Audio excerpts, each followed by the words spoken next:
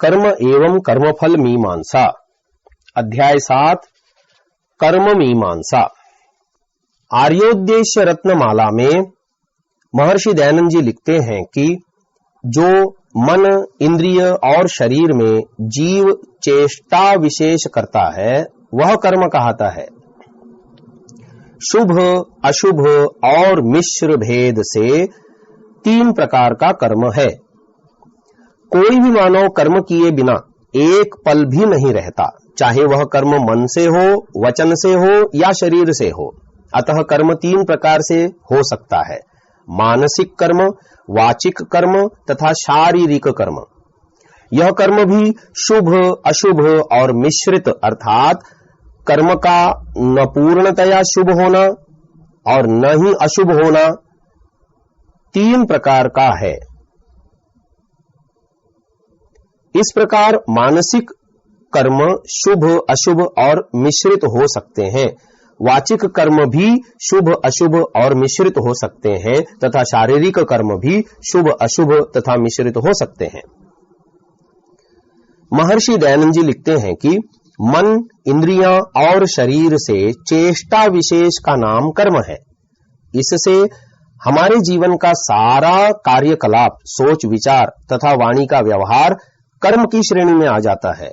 और वेद कहता है कि कुर्वन्नेवेह कर्माणि जिजीविषेच्छतं समाह एवं त्वयि नान्यथेतोस्ति न कर्म लिप्यते नरे। यजुर्वेद 40:2। अर्थात हे मनुष्य, इस संसार में धर्मयुक्त वेदोक्त निष्काम कर्मों को करता हुआ ही 100 वर्ष जीवन की इच्छा कर। यजुर्वेद भाष्य स्वामी दयानंद। मानव जीवन को उचित ढंग से जीने का केवल और केवल एकमात्र ही उपाय है कि वेदोक्त कर्मों को करता हुआ 100 वर्ष जीने की इच्छा की जाए। वैसे तो वेद केवल शुभ कर्मों को करते हुए 100 वर्ष तक या उससे भी अधिक जीवन की इच्छा का आदेश देते हैं, परंतु मानव के ऊपर कोई बंधन नहीं है कि वह केवल उन वेदोक्त कर्मों को ही करे। जो कर्म वेद विहित हैं अर्थात वेदोक्त हैं, वह कर्म शुभ कर्म के रूप में जाना जाता है। और जो कर्म वेद में विहित नहीं है या जिनका निषेध वेद में किया गया है, वह कर्म शुभ कर्म न होकर अशुभ कर्म की कोटि में आता है। तीसरे प्रकार के वे कर्म हैं जो न तो पूर्णतया शुभ है और न ही पूर्णतया अशुभ है। इन प्रकार के कर्मों को मिश्रित कर्म कहते हैं। इसी प्रकार योग दर्शनकार महर्षि पतंजलि जी योग सूत्र 4:7 में 4 प्रकार के कर्म बताते हैं। कर्मा शुक्ला कृष्णम योगिनस्त्रिविधमितरेषाम। अर्थात योगिनः योगी के कर्म अशुक्ल अकृष्णम। अशुक्ल अकृष्ण अर्थात पाप पुण्य से रहित होते हैं। इतरेषाम योगी से अन्य पुरुषों के कर्म त्रिविधम 3 प्रकार के अर्थात शुक्ल यानी पुण्यात्मक, शुक्ल कृष्ण यानी पुण्य पापात्मक, मिश्रित और कृष्ण यानी पापात्मक होते हैं। इसकी व्याख्या में महर्षि व्यास जी कहते हैं, इयम कर्म जाति ही, यह कर्म जाति यानी कर्म राशि खलु निश्चय से चतुष्पदी 4 प्रकार की होती है। कृष्णा पापात्मक कर्म, शुक्ल कृष्णा पुण्य पापात्मक यानी मिश्रित कर्म, शुक्ला पुण्य कर्म पुण्यात्मक कर्म च और अशुक्ला कृष्णा इति पुण्य पाप से रहित कर्म। तत्र उन 4 प्रकार के कर्मों में से कृष्णा पापात्मक कर्म जाति दुरात्मनाम, दुरात्माओं अर्थात दुष्ट पुरुषों की होती है। शुक्ल कृष्ण पुण्य पापात्मक अर्थात मिश्रित कर्म जाति बहिः साधन साध्या, बाह्य साधनों से संपादित होती है। तत्र उसमें अर्थात बाह्य साधनों से होने वाले कर्मों में परपीड़ानुग्रह द्वारेण एव, दूसरे प्राणियों को पीड़ा अर्थात दुख देकर और दूसरे प्राणियों पर अनुग्रह अर्थात दया आदि करने के द्वारा ही कर्माशय प्रचय, कर्माशय का संग्रह होता है। शुक्ला पुण्यात्मक कर्म जाति, तपः स्वाध्याय ध्यानवताम, तप वेद एवं मोक्ष प्रतिपादक सत्य शास्त्रों के स्वाध्याय और ध्यान करने वालों की होती है ही, क्योंकि सा वह कर्म जाति केवले मनसी केवल मन के आयतत्वात् आश्रित अर्थात अधीन होने से, अबहि साधनाधीना बाह्य साधनों के अधीन न होने से, परान दूसरे प्राणियों को पीड़यित्वा दुख देने से न भवति नहीं होती। अशुक्ला कृष्णा पाप पुण्य से रहित कर्म जाति सन्यासिनाम सन्यासियों की अर्थात क्षीण क्लेशानाम जिनके अविद्यादि क्लेश क्षीण हो गए हैं, और चरम देहानाम इति चरम देह अर्थात अंतिम देह वाले जीवन मुक्तों की होती है। तत्र उनमें अशुक्लम पुण्य रहित कर्म फल संन्यासात एव कर्म फल का संन्यास अर्थात त्याग करने से ही, च और अकृष्णम पाप रहित कर्म अनुपादानात शास्त्र विरुद्ध पापयुक्त कर्मों को न अपनाने से योगिनः योगियों की होती है। इतरेषाम तु भूतानाम योगी से भिन्न प्राणियों की तो पूर्वम एव पहले कही गई ही त्रिविधम इति तीन प्रकार की कर्म जाति होती है। यहाँ हम उपर्युक्त व्याख्यान के आधार पर पुण्य पाप एवं मिश्रित कर्मों का स्वरूप समझेंगे। प्रथम है शुक्ल यानी पुण्यात्मक कर्म। महर्षि व्यास जी कहते हैं कि तप वेदादि सत्य शास्त्रों के स्वाध्याय और ध्यान रूप कर्म करने वाले पुरुष का कर्म शुक्ल कर्म होता है, और इसमें कारण दिया है कि ये कर्म केवल मन के आश्रय होने से, बाह्य साधनों के अधीन न होने से, दूसरे प्राणियों को पीड़ा अर्थात दुख देने से नहीं होते। अर्थात वेद अनुकूल मानसिक कर्मों को ही पूर्णतया पुण्यात्मक कर्म कहा गया है, क्योंकि इनमें बाह्य साधनों का आश्रय न होने से दूसरे प्राणियों को पीड़ा की प्राप्ति प्रत्यक्ष या परोक्ष रूप से भी नहीं होती। प्रश्न, क्या शरीर से पूर्णतया पुण्यात्मक कर्म नहीं होते? जबकि शास्त्रों में वाणी और शरीर आदि से होने वाले शुभ कर्मों का स्पष्ट निर्देश मिलता है। यथा वैदिक याग आदि का विधान, अग्निहोत्र आदि कर्मों को तो स्पष्ट रूप से कर्तव्य कर्मों में कहा गया है। इसी प्रकार परोपकार आदि के विषय में कहा जा सकता है। अतः ऐसे में मात्र मानसिक कर्मों को ही शुक्ल कर्मों की श्रेणी में मानना शास्त्र अनुकूल प्रतीत नहीं होता। उत्तर, महर्षि व्यास जी ने इन मानसिक कर्मों को ही पुण्य कर्म कहने में जो कारण दिए हैं वे इस रहस्य को स्पष्ट करते हैं। पहला कारण, ये कर्म केवल मन के आश्रय से होने से इनसे दूसरे प्राणियों के प्रति अपकार आदि नहीं होता, तथा दूसरा कारण, ये कर्म बाह्य साधनों के अधीन न होने से दूसरे प्राणियों को पीड़ा पहुंचाए बिना ही होते हैं। देखो, मनुस्मृति में कहा है, पंचसूना गृहस्थस्य चुल्लीपेशण्युपस्करः कंडनी चोद कुंभश्च बध्यते यास्तु वाहयन। मनुस्मृति 3:68।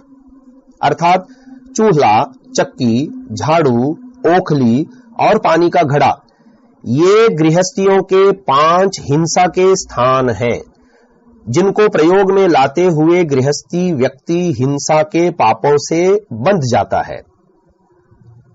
यहाँ जीवनोपयोगी कर्मों में भी बाह्य साधनों के उपयोग से हिंसा अनिवार्य रूप से हो जाती है। तो ऐसे में महर्षि व्यास जी द्वारा यह वर्गीकरण पूर्णतया शास्त्र अनुकूल ही है कि केवल पुण्यात्मक कर्म उपर्युक्त प्रकार के मानसिक कर्म ही होते हैं।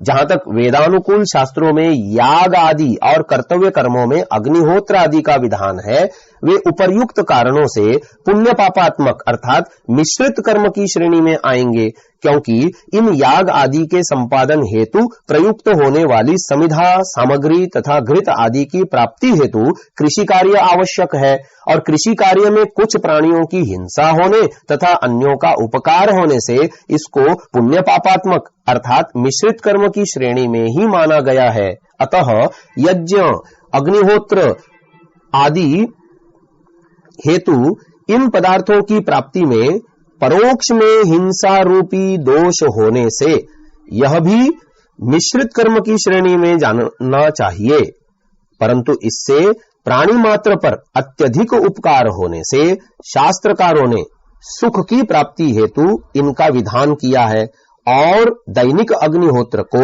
मानव मात्र के लिए कर्तव्य कर्म की श्रेणी में रखा है। दूसरे प्रकार का कर्म है शुक्ल कृष्ण अर्थात पुण्य पापात्मक कर्म। महर्षि व्यास जी कहते हैं कि बाह्य साधनों से संपादित होने वाले कर्म पुण्य पापात्मक या मिश्रित होते हैं।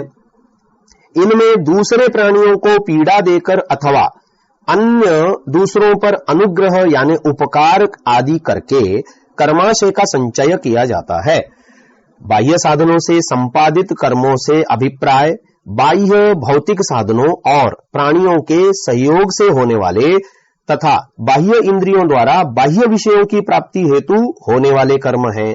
इस प्रकार के कर्मों से दूसरे प्राणियों को पीड़ा अर्थात दुख पहुंचाने से वे कर्म पाप से बिंधे हुए होते हैं तथा दूसरे अन्य प्राणियों पर अनुग्रह अर्थात उपकार यानी दया आदि होने से इन कर्मों से पुण्य का संचय भी होता है।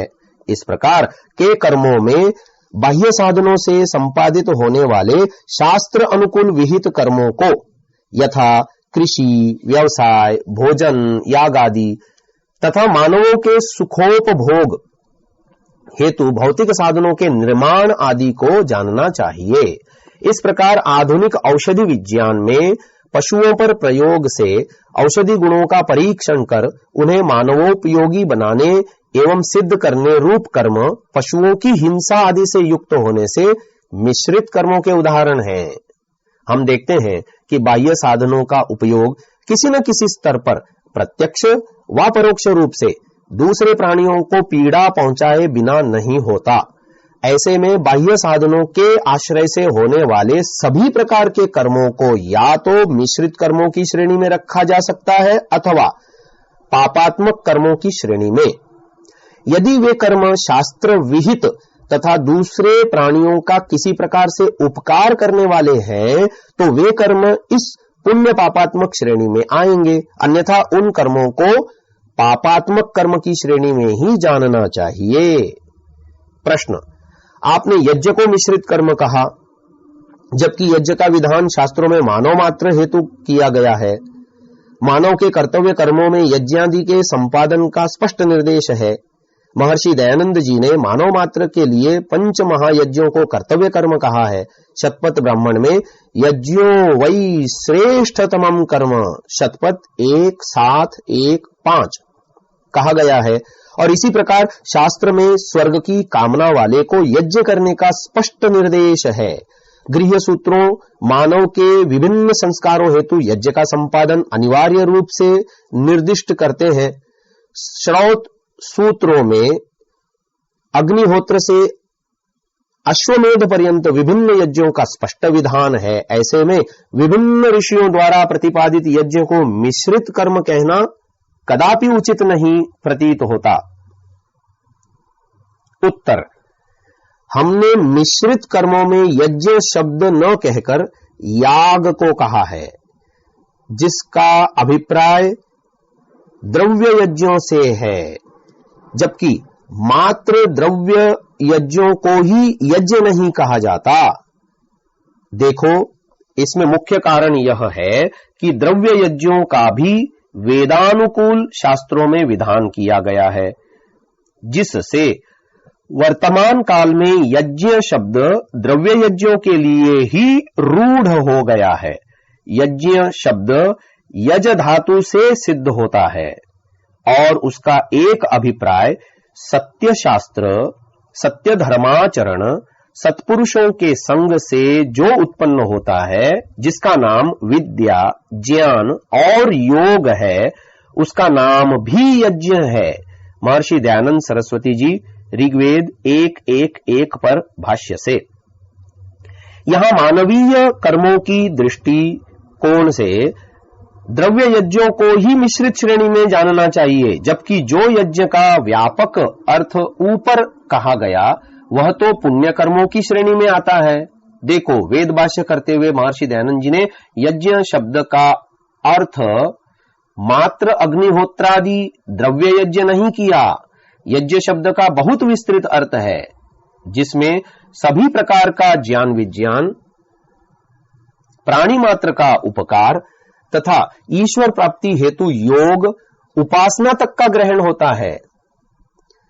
महर्षि दयानंद जी ने अपने वेद भाष्य में यज्ञ से क्रिया कौशल, ऋग्वेद 1:10-4, विद्वत सत्कार सत्संग शुभ गुण, ऋग्वेद 1:1-1 तथा 3:21-1, शिल्प विद्या, ऋग्वेद 1:3-10, धर्म व्यवहार, ऋग्वेद 7:11-5, धर्मार्थ काम मोक्ष व्यवहार, ऋग्वेद 1:164-50, मानसिक ज्ञान यज्ञ, यजुर्वेद 31:15, कर्मोपासना ज्ञान, ऋग्वेद 2:5-8, राग द्वेष रहित न्याय दया, ऋग्वेद 3:1-22, विद्या वृद्धि व्यवहार, ऋग्वेद 4:34-6, अध्ययन अध्यापन, ऋग्वेद 4:33-3, सत्य जनक व्यवहार, ऋग्वेद 5:87-9, परोपकार, ऋग्वेद 6:10-6, ज्ञान क्रियामय यज्ञ, ऋग्वेद 1:92-6, अध्ययन उपदेश व्यवहार, ऋग्वेद 4:34-3, सत्य व्यवहार, ऋग्वेद 4:37-2, संध्योपासनादि सत्कर्म, ऋग्वेद 6:14-2, विद्वत संग, ऋग्वेद 7:21-1, विद्या विज्ञान प्रचार, ऋग्वेद 1:83-5, सत्कर्मानुष्ठान, ऋग्वेद 6:24-6, विद्या प्रचार, ऋग्वेद 5:5-2, योग, यजुर्वेद 7:11, विद्या प्रचार, यजुर्वेद 7:11, विज्ञान शिल्प, यजुर्वेद 5:17 और 4:9, सत्य भाषण आदि व्यवहार, यजुर्वेद 18:6, धर्म पालन, यजुर्वेद 18:4, योगाभ्यास आदि, यजुर्वेद 22:33, शम दमादि युक्तेन योगाभ्यास, यजुर्वेद 18:11 आदि का यज्ञ शब्द से ग्रहण किया है। महर्षि व्यास जी कर्मों की उपरोक्त व्याख्या कैवल्य पाद में कर रहे हैं। यहां यह स्पष्ट किया जा रहा है कि कौन से कर्मों को करता हुआ योगी कैवल्य का अधिकारी बनता है और कौन से कर्मों को करने से जन्म मरण के संसार चक्र में लगा रहता है। यहां यह भी जानना चाहिए कि वेद आदि सत्य शास्त्रों में ज्ञान को ही स्पष्ट रूप से मुक्ति का साधन कहा गया है। यथा तमेव विदित्वाति मृत्युमेति, यजुर्वेद 31:18, उस परमात्मा को जानकर ही मोक्ष को प्राप्त होता है। ज्ञानान मुक्ति ही, सांख्य दर्शन 3:23, ज्ञान से अर्थात विवेक साक्षात्कार से मुक्ति होती है, जबकि अग्निहोत्र आदि द्रव्य यज्ञों से मुक्ति का विधान वेद आदि सत्य शास्त्रों में कहीं नहीं कहा गया। इसी प्रकार महर्षि दयानंद जी ने सत्यार्थ प्रकाश के नवम समुल्लास में मुक्ति के साधनों में अग्निहोत्र आदि यज्ञों को नहीं गिना तथा ऋग्वेद आदि भाष्य भूमिका के उपासना विषय और मुक्ति विषय में अग्निहोत्र आदि यज्ञों को नहीं कहा। इस विषय में महर्षि कपिल सांख्य दर्शन में कहते हैं, इतर लाभे प्यावृत्ति पंचाग्नि योगतो जन्मश्रुते, सांख्य दर्शन 4:22, अर्थात इतर लाभे अपि, यज्ञानुष्ठान से उत्कृष्ट लोक प्राप्ति में भी आवृत्ति अर्थात जन्म धारणार्थ लौटना होता है। पंचाग्नि योगतः जन्मश्रुते, छांदोग्योपनिषद 5:4-1 और 5:8-2 में पंचाग्नि विद्या में पितृयान मार्ग से लौटकर जन्म लेने का वर्णन है। इसी प्रकार से बृहदारण्योपनिषद में पितृयान मार्ग का वर्णन करते हुए कहा गया है, अथ ये यज्ञेन दानेन तपसा लोकान् जयन्ति ते धूममभि संभवन्ति, बृहदारण्यकोपनिषद 6:2-16।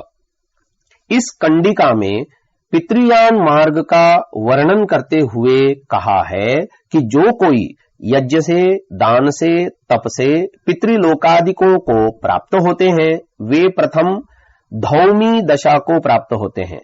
तथा इसी प्रकार से छांदोग्योपनिषद में भी इष्ट आपूर्त, दान आदि कर्मों के संबंध में कहा गया है। अथ य इमे ग्रामम इष्टापूर्ते दत्तमित्युपासते ते धूममभिसंभवन्ति। छांदोग्योपनिषद 5:10-3। इस कंडिका में भी पितृयान मार्ग का वर्णन करते हुए कहा है कि जो ये ग्राम निवासी जन ग्राम में इष्ट अर्थात ज्योतिष्टोम आदि वैदिक कर्म को और आपूर्त अर्थात दान से कूप, तड़ाग, वाटिकादि निर्माण, दान, परोपकार आदि कर्मों को करते हैं वे देहपात के उपरांत प्रथम धौमी दशा को प्राप्त करते हैं। शरीरपात के उपरांत इस मार्ग पर जाता हुआ जीवात्मा चंद्रलोकादि को प्राप्त कर पुनः पृथ्वी लोक को प्राप्त होकर जन्म मरण चक्र में घूमता रहता है। यह पितृयान मार्ग देवयान यानी मुक्ति मार्ग से भिन्न है। अतः उपर्युक्त प्रमाणों से स्पष्ट है कि याग अनुष्ठान विवेक साधन अर्थात मोक्ष साधन नहीं है। विवेकी के लिए एकमात्र कर्म रूप से उपादेय नहीं है। इस विषय में महर्षि मनु का भी यही मत है। उन्होंने भी सन्यासी के लिए अग्निहोत्र आदि को कर्तव्य कर्म नहीं कहा। प्राजापत्याम निरूप्येष्टिम सर्ववेद सदक्षिणाम आत्मन्यग्निं समारोप्य ब्राह्मणः प्रव्रजेत गृहात् अनग्निरनिकेतः स्यात् ग्राममन्नार्थमाश्रयेत उपेक्षको संकुसुको मुनिर्भावसमाहितः। मनुस्मृति 6:38 एवं 43।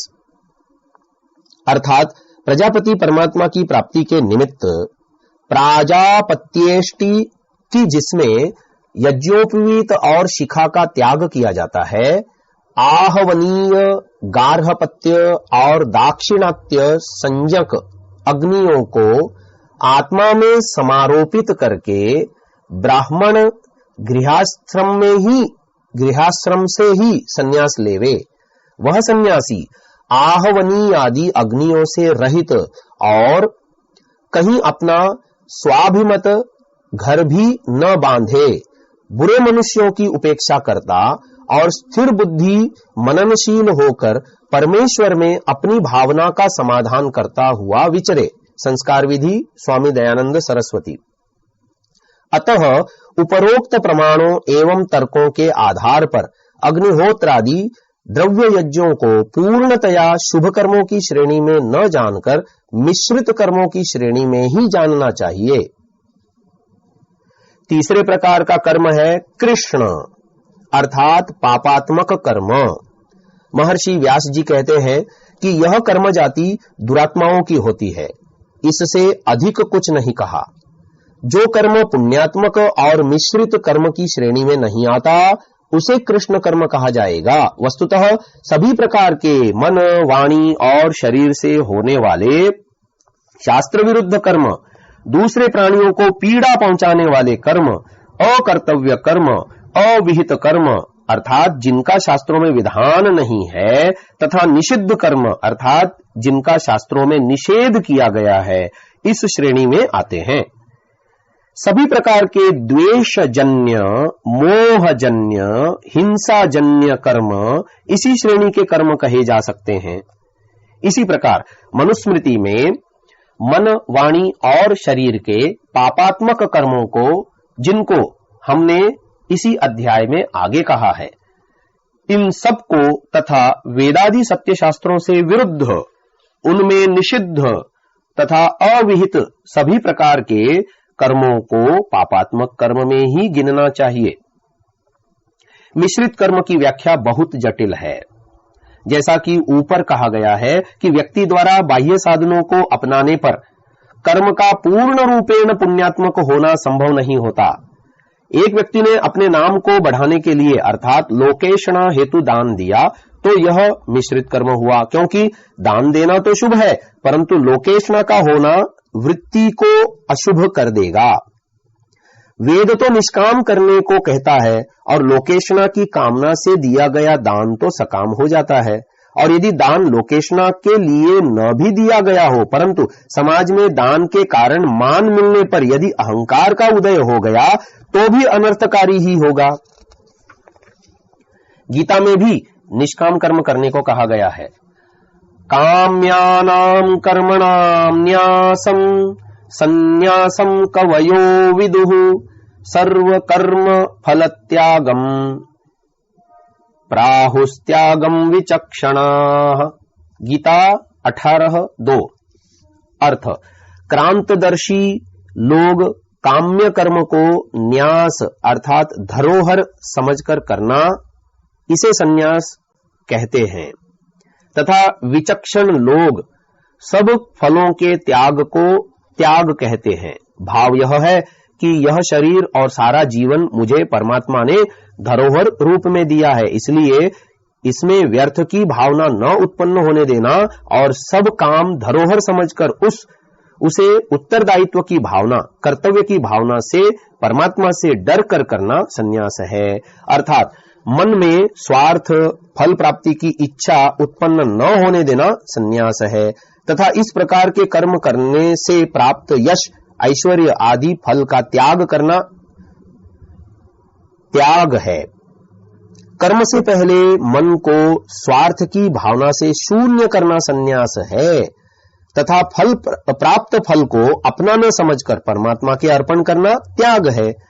गीता में एक अन्य स्थान पर भी कहा गया है, अनाश्रितः कर्म फलम कार्यम कर्म करोति यः स सन्यासी च योगी च न निरग्निर न चाक्रियः। गीता 6:1।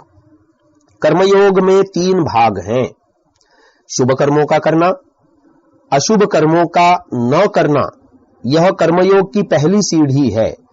फिर वे शुभ कर्म भी 2 प्रकार के हैं, एक सकाम एक निष्काम। निष्काम शुभ कर्म यह पूरा कर्म कांड है।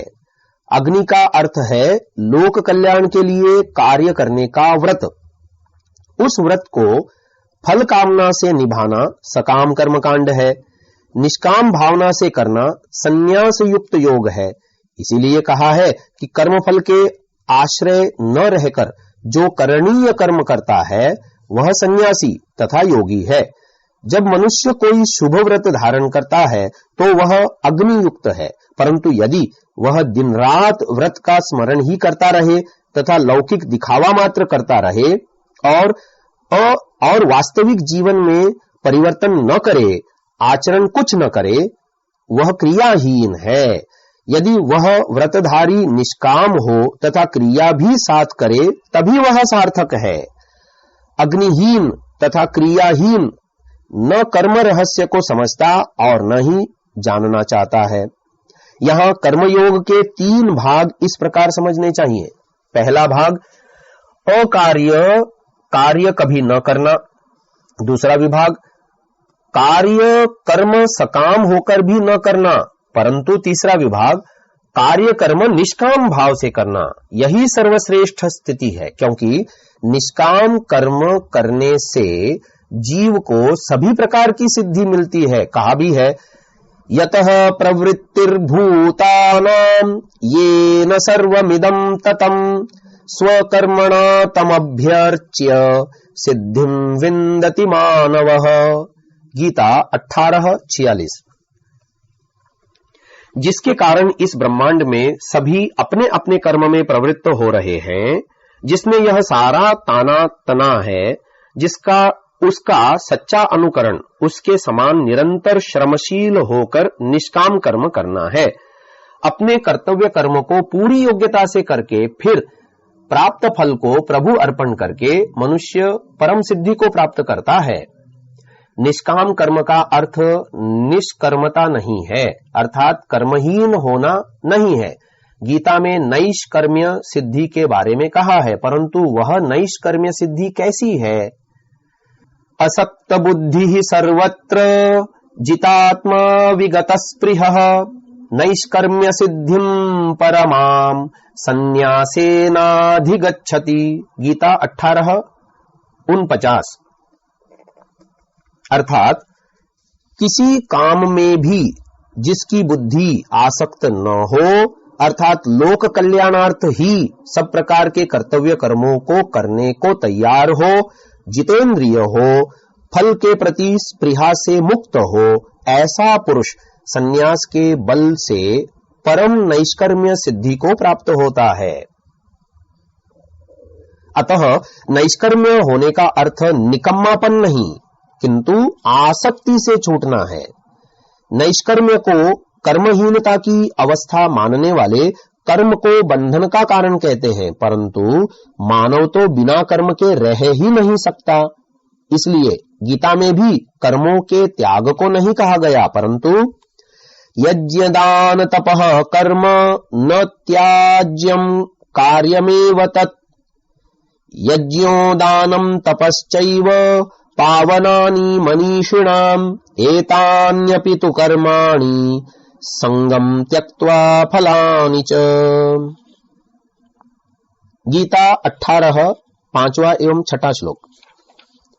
अर्थात यज्ञ दान तथा तप, इनसे संबंध रखने वाला कर्म नहीं त्यागना चाहिए, वह करना ही चाहिए। ये तीनों कर्म पवित्र करने वाले हैं, परंतु यज्ञ दान व तप संबंधी कर्म भी संग और फल की इच्छा छोड़कर करने चाहिए। अतः कर्मों का त्याग कर्महीनता की स्थिति को कहीं भी स्वीकारा नहीं गया है। नित्य कर्मों के त्याग को किसी भी प्रकार उचित नहीं कहा जा सकता। इनके मोहवश या आलस्यवश या अज्ञानवश परित्याग को तमोगुणी त्याग कहा गया है। देखें गीता 18:7। और जो व्यक्ति कर्मों को शरीर के कष्टों का कारण और झंझट समझकर त्याग दे, तो उस त्याग को राजस त्याग कहा गया है। गीता 18:8। और जब कर्म को फल की इच्छा तथा आसक्ति छोड़कर तथा अपने कर्तव्य कर्म को समझकर किया जाता है, तो वह त्याग सात्विक त्याग है। गीता 18:9। इस प्रकार कर्मों के प्रति निष्काम भावना का होना श्रेष्ठता की स्थिति है। सकाम और निष्काम कर्म के संबंध में लोक में यह मान्यता है कि किसी भी कामना से किया गया कर्म सकाम कर्म कहलाता है और कामनाओं से रहित कर्म निष्काम कर्म कहलाता है। परंतु यह जानना महत्वपूर्ण है कि कोई भी कर्म पूर्णतया कामना से रहित नहीं होता। अतः महर्षि दयानंद जी सरस्वती ऋग्वेदादि भाष्य भूमिका में वेद विषय विचार प्रकरण में लिखते हैं कि सो यह भेद को इस प्रकार से जानना कि जब मोक्ष अर्थात सब दुखों से छूट के केवल परमेश्वर की ही प्राप्ति के लिए धर्मयुक्त सभी कामों का यथावत करना, यही निष्काम कर्म कहलाता है, क्योंकि इसमें संसार के भोगों की कामना नहीं की जाती। इसी कारण से इसका फल अक्षय है। और जिसमें संसार के भोगों की इच्छा से धर्मयुक्त काम किए जाते हैं, उनको सकाम कहते हैं। इस हेतु से इसका फल नाशवान होता है, क्योंकि सब कर्मों को करके इंद्रिय भोगों को प्राप्त होके जन्म मरण से नहीं छूट सकता। अतः यहां गीता का यह भाव भी महत्वपूर्ण है कि अकार्य कार्य कभी न करना, अर्थात अधर्मयुक्त कर्मों को तो करना ही नहीं चाहिए, क्योंकि उनसे कभी किसी प्रकार का सांसारिक सुख रूप फल भी नहीं मिल सकता। मोक्ष सुख का तो प्रश्न ही नहीं उत्पन्न होता। यहां धर्मयुक्त कार्यों को भी सकामता से करने का निषेध है, क्योंकि उसका फल अक्षय नहीं है, अर्थात ऐसे कर्मों का फल सांसारिक सुख विशेष ही है, जिसे भोगने के पश्चात वह सुख नष्ट हो जाता है। अतः धर्मयुक्त निष्काम कर्म ही सर्वश्रेष्ठ है, जिससे मुक्ति सुख की प्राप्ति होती है। वेद में मानव को धर्मयुक्त वेदोक्त कर्मों को करने का आदेश दिया है। धर्म की परिभाषा करते हुए महर्षि दयानंद जी लिखते हैं, जिसका स्वरूप ईश्वर की आज्ञा का यथावत पालन और पक्षपात रहित न्याय सर्वहित करना है, जो कि प्रत्यक्षादि प्रमाणों से सुपरीक्षित और वेदोक्त होने से सब मनुष्यों के लिए यही मानने योग्य है, इसको धर्म कहते हैं। और ईश्वर की आज्ञा तथा ज्ञान वेद है। परमेश्वर की आज्ञा यह धर्म, अवज्ञा यह अधर्म, विधि यह धर्म, निषेध यह अधर्म, न्याय यह धर्म, अन्याय यह अधर्म, सत्य धर्म, असत्य अधर्म, पक्षपात रहित यह धर्म, पक्षपात सहित अधर्म। महर्षि दयानंद जी ने इन शब्दों में धर्म और अधर्म का स्वरूप बहुत ही स्पष्ट रूप से कह दिया है। मनु महाराज धर्म के महत्व को दर्शाते हुए कहते हैं, धर्मः शनैः संचिनुयाद् वल्मीकमिव पुत्तिकाः परलोक सहायार्थं सर्वभूतान्यपीडयन् नामुत्र हि सहायार्थं पिता माता च तिष्ठतः न पुत्रदारा न ज्ञातिर्धर्मस्तिष्ठति केवलः एकः प्रजायते जन्तुः एक एव प्रलीयते एकोऽनुभुङ्क्ते सुकृतम् एक एव च दुष्कृतम् मृतं शरीरमुत्सृज्य काष्ठलोष्ठ समं क्षितौ विमुखा बान्धवा यान्ति धर्मस्तमनुगच्छति तस्मात् धर्मं सहायार्थं नित्यं सञ्चिनुयाच्छनैः धर्मेण हि सहायेन तमस्तरति दुस्तरम् धर्म प्रधानं पुरुषं तपसा हत किल्विषम् परलोकं नयत्याशु भास्वन्तं खशरीरिणम्। मनुस्मृति चौथे अध्याय में 238वें श्लोक से 243वें श्लोक तक धर्म एव हतो हन्ति धर्मो रक्षति रक्षितः तस्मात् धर्मो न हन्तव्यो मानो धर्मो हतो वधीत्। मनुस्मृति 8:15। अर्थात जैसे दीमक धीरे धीरे बड़े भारी घर को बना लेती है, वैसे मनुष्य परजन्म के सहाय के लिए सब प्राणियों को पीड़ा न देकर धर्म का संचय धीरे धीरे किया करे, क्योंकि परलोक में न माता न पिता न पुत्र न स्त्री न संबंधी सहायता कर सकते हैं, किंतु एक अकेला धर्म ही सहायक होता है। अकेला ही जीव जन्म और मरण को प्राप्त होता है। एक ही धर्म का फल सुख और अधर्म के दुख रूप फल को भोगता है। जब कोई किसी का संबंधी मर जाता है, उसको काष्ठ और मिट्टी के ढेले के समान स्मशान भूमि में छोड़कर पीठ दिखाकर बंधु लोग विमुख होकर चले जाते हैं। कोई उसके साथ जाने वाला नहीं होता, किंतु एक धर्म ही उसका संगी होता है। इस हेतु से अगले जन्म में सुख और जन्म के सहायार्थ नित्य धर्म का संचय धीरे धीरे करता जाए, क्योंकि धर्म ही के सहाय से बड़े बड़े दुस्तर दुख सागर को जीव तर सकता है।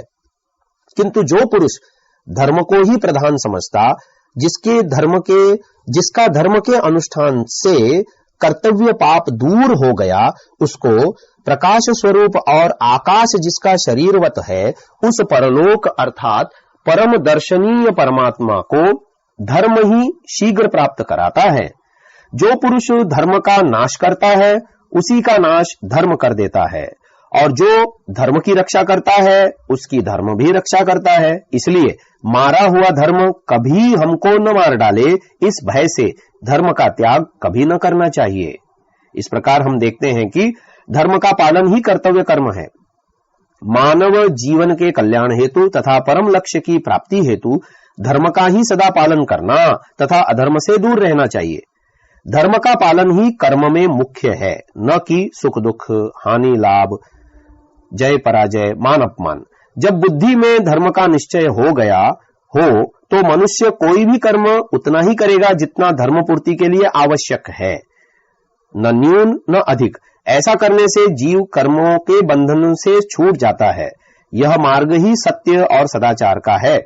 उदाहरण के लिए, एक आचार्य के 2 शिष्य हैं, उसे एक के प्रति कुछ आसक्ति है तथा दूसरा सामान्य है, तो वह आचार्य जहां आसक्ति है वहां बंधा होने के कारण जहां 1 घंटे का पाठ कराना था वहां 1.5 घंटा पढ़ाता रहा। ऐसा आसक्ति के कारण हुआ। आसक्ति के कारण अध्यापन कार्य बंधन बन गया। इस बंधन से बचने का उपाय धर्मयुक्त मार्ग ही है। मनुस्मृति में धर्म का सामान्य लक्षण करते हुए कहा है, विद्वद्भिः सेवितः सद्भिर् नित्यम् अद्वेषरागिभिः हृदयेनाभ्यनुज्ञातो यो धर्मस्तम निबोधत। मनुस्मृति 2:1। जिसका सेवन राग द्वेष रहित श्रेष्ठ विद्वान लोग नित्य करें, जिसको हृदय अर्थात आत्मा से सत्य कर्तव्य जाने, वही धर्म माननीय और करणीय है, उसे सुनो। वेदोखिलो धर्म मूलम स्मृतिशीले च तद्विदाम आचारश्चैव साधूनाम आत्मनस्तुष्टिरेव च। मनुस्मृति 2:6। धर्म के मूल की व्याख्या करते हुए कहा है, संपूर्ण वेद और उन वेदवेत्ताओं द्वारा प्रणीत स्मृतियां तथा उनका श्रेष्ठ स्वभाव और सत्पुरुषों का आचरण तथा अपनी आत्मा की प्रसन्नता का होना, अर्थात जिस कर्म को करने में भय शंका लज्जा न होकर आत्मा को प्रसन्नता अनुभव हो, ये 4 धर्म के मूल हैं।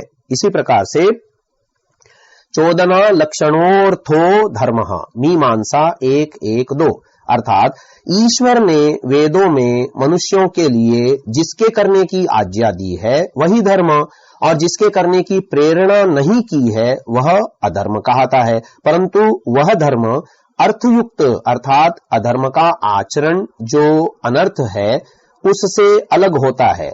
इससे धर्म का ही आचरण करना है, वही मनुष्य में मनुष्यपन है। तथा वैशेषिक दर्शन में यतोभ्युदय निश्रेयस सिद्धि सधर्मः वैशेषिक 1:1-2। जिसके आचरण करने से संसार में उत्तम सुख और निश्रेयस अर्थात मोक्ष सुख की प्राप्ति होती हो, उसका नाम धर्म है। ऐसे धर्म का लक्षण क्या है? धर्म के लक्षण करते हुए मनुस्मृति में कहा है, धृतिः क्षमा दमोस्तेयम् शौचमिन्द्रिय निग्रह धीर विद्या सत्यमक्रोधो दशकम धर्म लक्षणम। मनुस्मृति 6:92। अहिंसा परमो धर्मः, इसकी विस्तृत व्याख्या महर्षि दयानंद जी के पुनः प्रवचन के आधार पर की जा रही है। अहिंसा को परम धर्म माना है। प्रथम है अहिंसा का लोग पशुआदि का न मारना, ऐसा संकुचित अर्थ करते हैं, परंतु महर्षि व्यास जी योग दर्शन में लिखते हैं, अहिंसा सर्वथा सर्वदा सर्वभूतानाम अनभिद्रोह। योग दर्शन 2:30 पर भाष्य। सर्वथा सब प्रकार से अर्थात मन वचन और शरीर से, सर्वदा सभी कालों में, सर्वभूतानाम समस्त प्राणियों का, अनभिद्रोह द्रोह न करना अर्थात पीड़ा न देना या पीड़ा देने की भावना का परित्याग करना अथवा वैर भाव न रखना। अहिंसा अहिंसा कही जाती है अर्थात मन से अनिष्ट चिंतन, ईर्ष्या द्वेष करना, वाणी से पारुष्य अर्थात कठोर भाषण, चुगली इत्यादि, तथा शरीर से ताड़न, हिंसा आदि क्रूर कर्म इत्यादि द्वारा किसी भी प्राणी को पीड़ा पहुंचाना हिंसा कहा जाता है। इससे विपरीत सर्व प्रकार से सर्वकाल में किसी भी प्राणी को पीड़ा न पहुंचाना अहिंसा कहा जाता है। धर्म का दूसरा लक्षण है धृति अर्थात सदा धैर्य रखना। चाहे इंसान का सब कुछ चला जाए तो भी धर्म का धैर्य नहीं छोड़ना चाहिए, क्योंकि धैर्य छोड़ने से धर्म का पालन नहीं होता। तीसरा धर्म का लक्षण है क्षमा, जो कि निंदा स्तुति, मान अपमान, हानि लाभ आदि दुखों में भी सहनशील रहना। बड़े ने कोई अपकृत्य छोटे मनुष्य के लिए किया तो उसे छोटे ने सहन कर लिया, यह क्षमा नहीं है, इसे असामर्थ्य कहते हैं।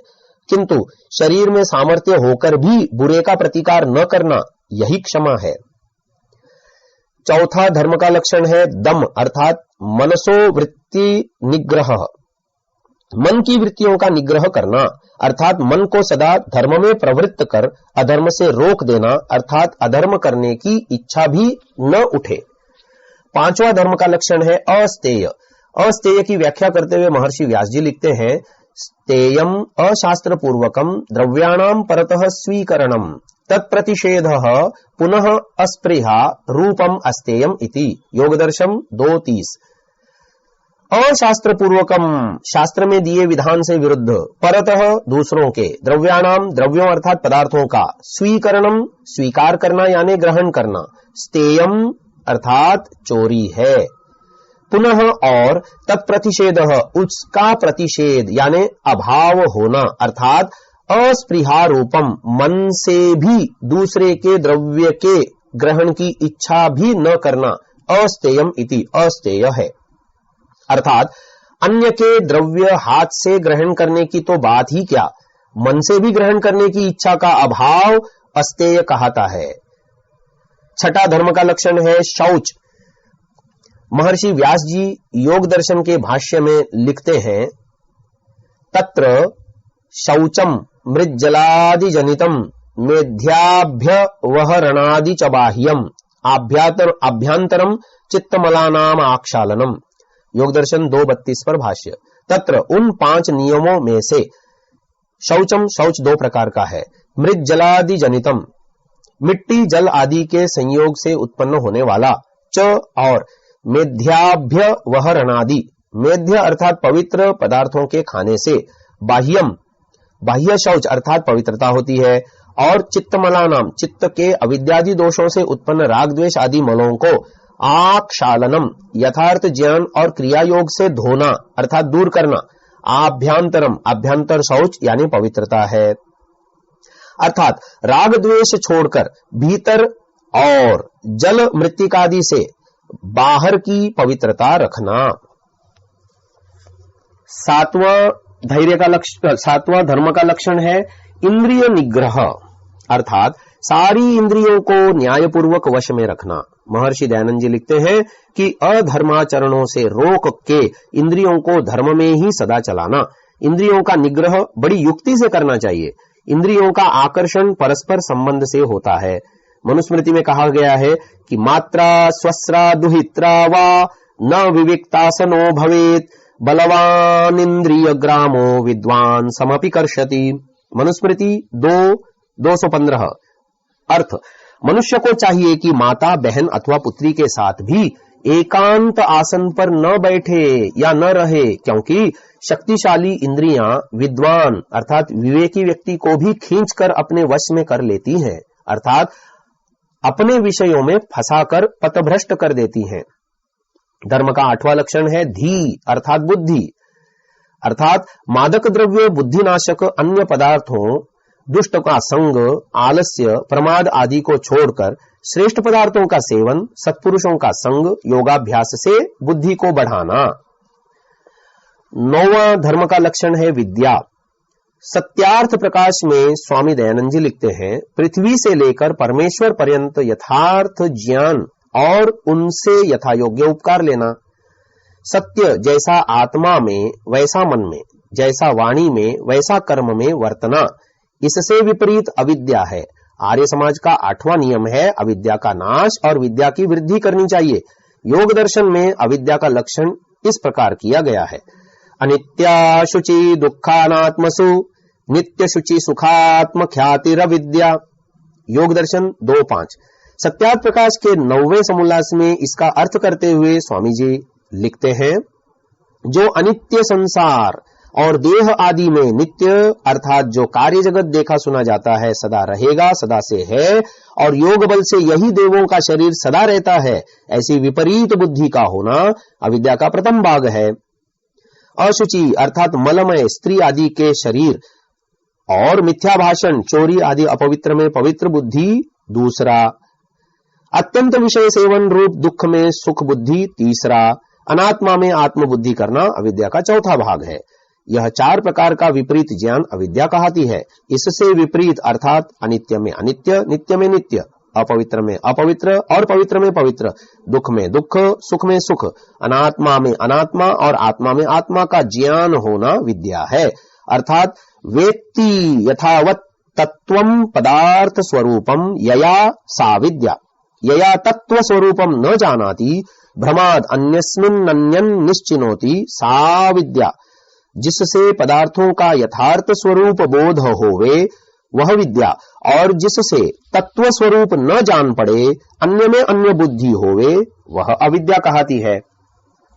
स्वामी दयानंद जी पूना प्रवचन में कहते हैं, अविद्या अर्थात विषयासक्ति, ऐश्वर्य भ्रम, अभिमान यह है।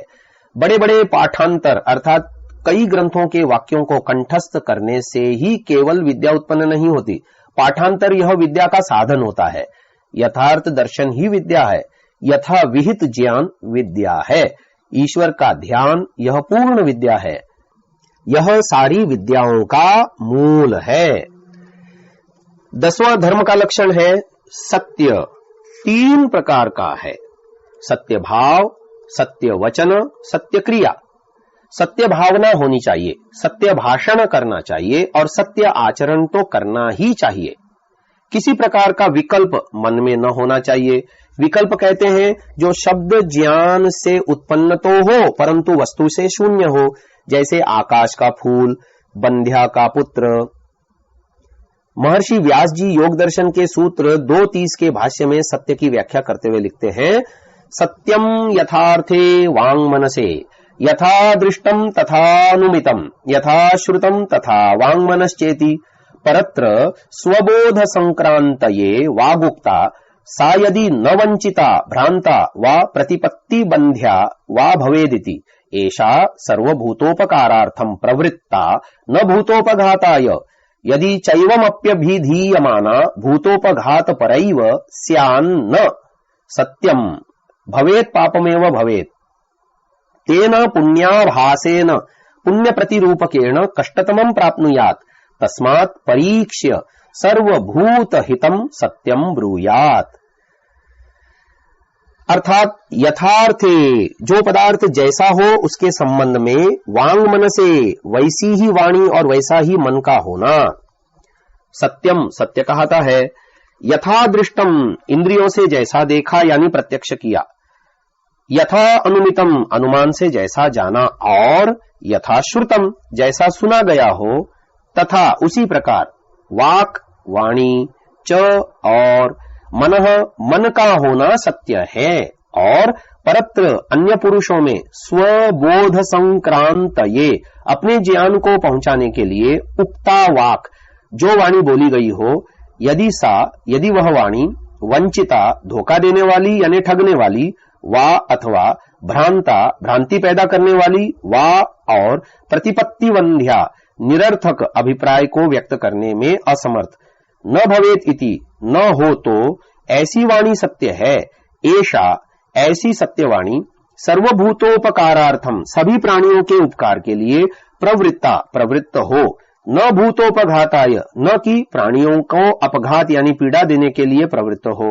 यदि च और यदि एवं इस प्रकार वंचना रहित भ्रांति रहित ज्ञान बोधक यथार्थ रूप से अभिधीयमाना अपि कही जाती हुई वाणी भी भूतोपघात परा एव स्यात् प्राणियों के अपघात यानी अपकार के लिए हो तो वह वाणी न सत्यम भवेत सत्य न होवे किंतु पापम एव भवेत पाप ही होवे।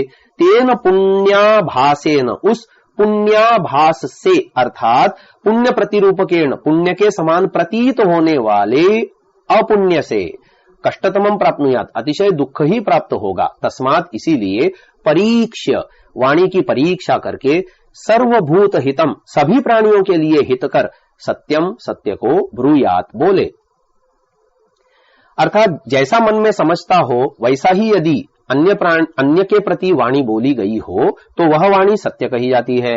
मन में कुछ हो और वाणी से कुछ और बोलना सत्य नहीं कहा जाता। स्वामी दयानंद जी लिखते हैं कि जो पदार्थ जैसा है उसको वैसा ही कहना लिखना और मानना सत्य कहता है और सत्य को जानने हेतु परीक्षा करनी होती है तभी सत्यासत्य का निर्णय हो पाता है। परीक्षा 5 प्रकार से होती है। प्रथम प्रकार की परीक्षा जो ईश्वर के गुण कर्म और स्वभाव और वेदों के अनुकूल हो वह सत्य और उससे विरुद्ध असत्य है। दूसरी परीक्षा जो सृष्टि क्रम से अनुकूल वह सत्य और जो सृष्टि क्रम से विरुद्ध वह सब असत्य। जैसे कोई कहे बिना माता पिता के योग से लड़का उत्पन्न हुआ या एक प्राणी का शरीर मनुष्य का तथा सिर हाथी या शेर का होता है, ऐसा कथन सृष्टि क्रम से विरुद्ध होने से सर्वथा असत्य है। परीक्षा की तीसरी कसौटी है आप्त अर्थात जो धार्मिक विद्वान सत्यवादी निष्कपटियों का संग उपदेश के अनुकूल है वह ग्राह्य और जो विरुद्ध है वह अग्राह्य है। चौथी परीक्षा की कसौटी है अपने आत्मा की पवित्रता। विद्या के अनुकूल अर्थात जैसा अपने को सुख प्रिय है, दुख अप्रिय है, वैसा ही सर्वत्र समझ लेना कि मैं भी किसी को सुख व दुख दूंगा तो वह भी प्रसन्न या अप्रसन्न होगा। पांचवी परीक्षा की कसौटी है आठों प्रमाण अर्थात प्रत्यक्ष, अनुमान, उपमान, शब्द, ऐतिह्य, अर्थापत्ति, संभव और अभाव आदि से सुपरीक्षित, इनसे परीक्षा करके सत्यासत्य का निर्णय करना चाहिए तथा पढ़ना और पढ़ाना चाहिए, अन्यथा सत्य का बोध कभी नहीं हो सकता। अंतिम 11वां धर्म का लक्षण है अक्रोध। क्रोध आदि दोषों को छोड़कर शांति आदि गुणों का ग्रहण करना चाहिए। स्वामी दयानंद जी कहते हैं कि बड़ा भारी जो क्रोध उत्पन्न होता है उसका सर्वथा त्याग करना चाहिए। स्वाभाविक क्रोध कभी नहीं जा सकता, परंतु उसे भी रोकना मनुष्य का धर्म है। क्रोधाधीन होने से बड़े बड़े अनर्थ होते हैं। क्रोध और उसके परिणामों पर मनोविकार अध्याय 12 में विस्तार पूर्वक चर्चा करेंगे। इस प्रकार का एकादश लक्षणी सनातन धर्म है जो कि मनुष्य मात्र का कर्तव्य है। इस धर्म का पालन करने वाले की गति का वर्णन करते हुए महर्षि मनु जी अगले श्लोक में लिखते हैं, दशलक्षणानि धर्मस्य ये विप्रा समधीयते अधीत्य चानुवर्तन्ते ते यान्ति परमां गतिम। मनुस्मृति 6:93। धर्म के 10 लक्षणों का जो द्विज यानी ब्राह्मण, क्षत्रिय और वैश्य अध्ययन मनन करते हैं और पढ़कर मनन करके इनका पालन करते हैं, वे उत्तम गति को प्राप्त करते हैं। अतः समस्त शुभ कर्म धर्मपूर्वक ही होते हैं। अशुभ कर्म काम, क्रोध, लोभ, मोह पूर्वक किए जाते हैं। अविद्या आदि क्लेशों से ग्रस्त मनोविकारों के प्रभाव से होने वाले कार्य अशुभ ही कहलाते हैं। इनकी व्याख्या आगे विस्तार पूर्वक की गई है। मनुस्मृति में विविध कर्मों और उनके फलों का विवेचन निम्न प्रकार से किया गया है।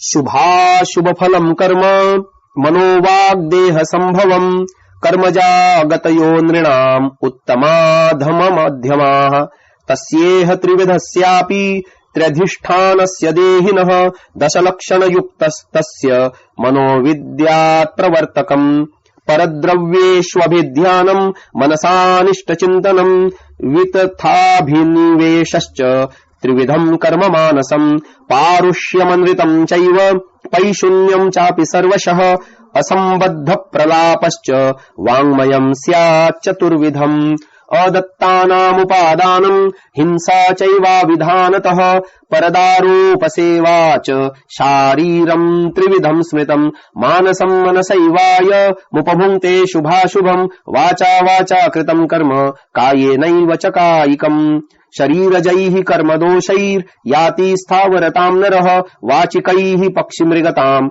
मानसैरन्त्यजातिताम्। मनुस्मृति 12:3 12वें अध्याय में 3 श्लोक से 9वें श्लोक तक। मन, वचन और शरीर से किए जाने वाले कर्म शुभ अशुभ फल को देने वाले होते हैं और उन कर्मों के अनुसार मनुष्यों की उत्तम, मध्यम और अधम ये 3 गतियां अर्थात जन्मावस्थाएं होती हैं। इस विषय में मनुष्य के मन को उस उत्तम, मध्यम, अधम भेद से 3 प्रकार के मन, वचन, क्रिया भेद से 3 आश्रय वाले और 10 लक्षणों से युक्त कर्म का प्रवृत्त करने वाला जानो। मानसिक कर्मों में से 3 मुख्य अधर्म हैं परद्रव्य ग्रहण अथवा चोरी का विचार, दूसरा है लोगों का बुरा चिंतन करना, मन में द्वेष रखना, ईर्ष्या करना, तीसरा है वितथाभिनिवेश अर्थात मिथ्या निश्चय करना। वाचिक अधर्म 4 है। प्रथम है पारुष्य अर्थात कठोर भाषण, दूसरा है अनृत भाषण अर्थात झूठ बोलना, तीसरा पैशून्य अर्थात चुगली करना, चौथा असंबद्ध प्रलाप अर्थात जानबूझकर लांछन या बुराई बनाकर बात को उठाना। शारीरिक अधर्म 3 है। प्रथम है चोरी, दूसरा है हिंसा अर्थात सब प्रकार के क्रूर कर्म, शास्त्र विरुद्ध रूप में करना, क्योंकि शास्त्र में कुछ हिंसाएं विहित हैं, जैसे आपत्ति काल में आतताई की हिंसा, हिंस्र पशु की हिंसा। तीसरा है रंडीबाजी व व्यभिचार आदि कर्म करना। यह जीव मन से जिस शुभ व अशुभ कर्म को करता है, उसको मन वाणी से किए को वाणी और शरीर से किए को शरीर से सुख दुख को भोगता है। जो नर शरीर से चोरी, परस्त्री गमन, श्रेष्ठों को मारने आदि दुष्ट कर्म करता है, उसको वृक्ष आदि स्थावर का जन्म, वाणी से किए पाप कर्मों से पक्षी और मृग आदि तथा मन से किए दुष्ट कर्मों से चांडाल आदि का शरीर मिलता है। जिस प्रकार मनु महाराज ने मन, वचन और शरीर से 10 प्रकार के अधर्म बताए हैं, उसी प्रकार मन, वचन और शरीर से 10 प्रकार के शुभ कर्म भी कहे हैं। शरीर से 3 प्रकार के शुभ कर्म, दान देना, दूसरा किसी की रक्षा करना और तीसरा किसी की सेवा करना। वाणी से 4 शुभ कर्म, प्रथम है सत्य बोलना, द्वितीय हितकर वचन, तृतीय प्रिय वचन और चौथा वेदादि सत्शास्त्रों का पाठ करना और प्रणवादि जप करना। मन से 3 प्रकार के शुभ कर्म, प्रथम है वस्तुओं के प्रति अस्पृहा का भाव रखना, द्वितीय है समस्त प्राणियों के प्रति दया का भाव रखना तथा तृतीय है वेद, ईश्वर आदि में श्रद्धा भाव। मनुजी महाराज ने शारीरिक, वाचनिक और मानसिक पापों, अधर्मों का संक्षेप में वर्णन किया है और मानव समाज में हो सकने वाले हर प्रकार के पाप तथा अधर्म इन 10 में से किसी भी एक श्रेणी में रखे जा सकते हैं। हमारा कोई भी पाप, अधर्म इन श्रेणियों से बाहर नहीं जा सकता, चाहे वह अधर्म साधारण स्तर से लेकर जटिल से जटिल, गंभीर से गंभीर स्तर तक क्यों न हो। चाहे चोरी 1 पैसे की हो या 1 लाख रुपए की, परंतु वह आएगी शारीरिक अधर्म में ही। चाहे हिंसा किसी पशु पक्षी आदि निरीह निरपराध प्राणी की हो या साधारण मानव की हो या श्रेष्ठ विद्वान आप्त ऋषि मुनि आदि की हो, चाहे वह किसी भी कारण से की गई हो, वह शारीरिक हिंसा रूपी अपराध में आ जाएगी। मानव द्वारा होने वाले पाप पुण्य किसी भी रूप में, किसी भी अवस्था में हो, परमात्मा उन कर्मों का फल हमें उस पाप पुण्य के स्तर तथा प्रकार के आधार पर ही देता है और कर्म कर चुकने के बाद की अवस्था में मानव अपने किए हुए कर्मों के लिए परमात्मा की व्यवस्था के अनुसार उसका फल भोगने के लिए परतंत्र होता है। उस फल से उस जीव को कोई नहीं बचा सकता और न ही उस फल से उसके द्वारा किए जाने वाले आगे के पुण्य या पाप कर्म, अर्थात आगे के पुण्य कर्म पूर्व के पापों को नष्ट नहीं करते और आगे के पाप कर्म पूर्व के किए पुण्यों को नष्ट नहीं कर सकते। तो इस प्रकार हम देखते हैं कि हमारी किसी भी मानसिक, वाचिक या शारीरिक क्रिया को कर्म की श्रेणी में रखा जा सकता है और कर्म भी शुभ, अशुभ और मिश्रित रूप से किसी भी प्रकार का हो सकता है। वेद आदि ग्रंथों में कर्म कैसा हो इसका विधान किया गया है। महाराज मनु ने तो कर्तव्य कर्मों का पूरा विधान मनुस्मृति में किया है। कर्मों के शुद्ध स्वरूप को समझने तथा साधना उपासना के लिए भी सत्व, रज, तम गुणों को समझना आवश्यक है, क्योंकि इन्हीं गुणों द्वारा प्रभावित होकर ही जीव विभिन्न प्रकार के शुभ अशुभ कर्म करता है। मनुस्मृति और गीता में इन गुणों की विस्तृत व्याख्या की गई है। गीता के श्लोक 14वें अध्याय 5वें में कहा है, सत्व रज तम ये प्रकृति से उत्पन्न हुए गुण अविनाशी आत्मा को अविवेक से शरीर में बांधते हैं, अर्थात इन तीनों के प्रभाव से कर्म करता जीव आवागमन के चक्र में लगा रहता है।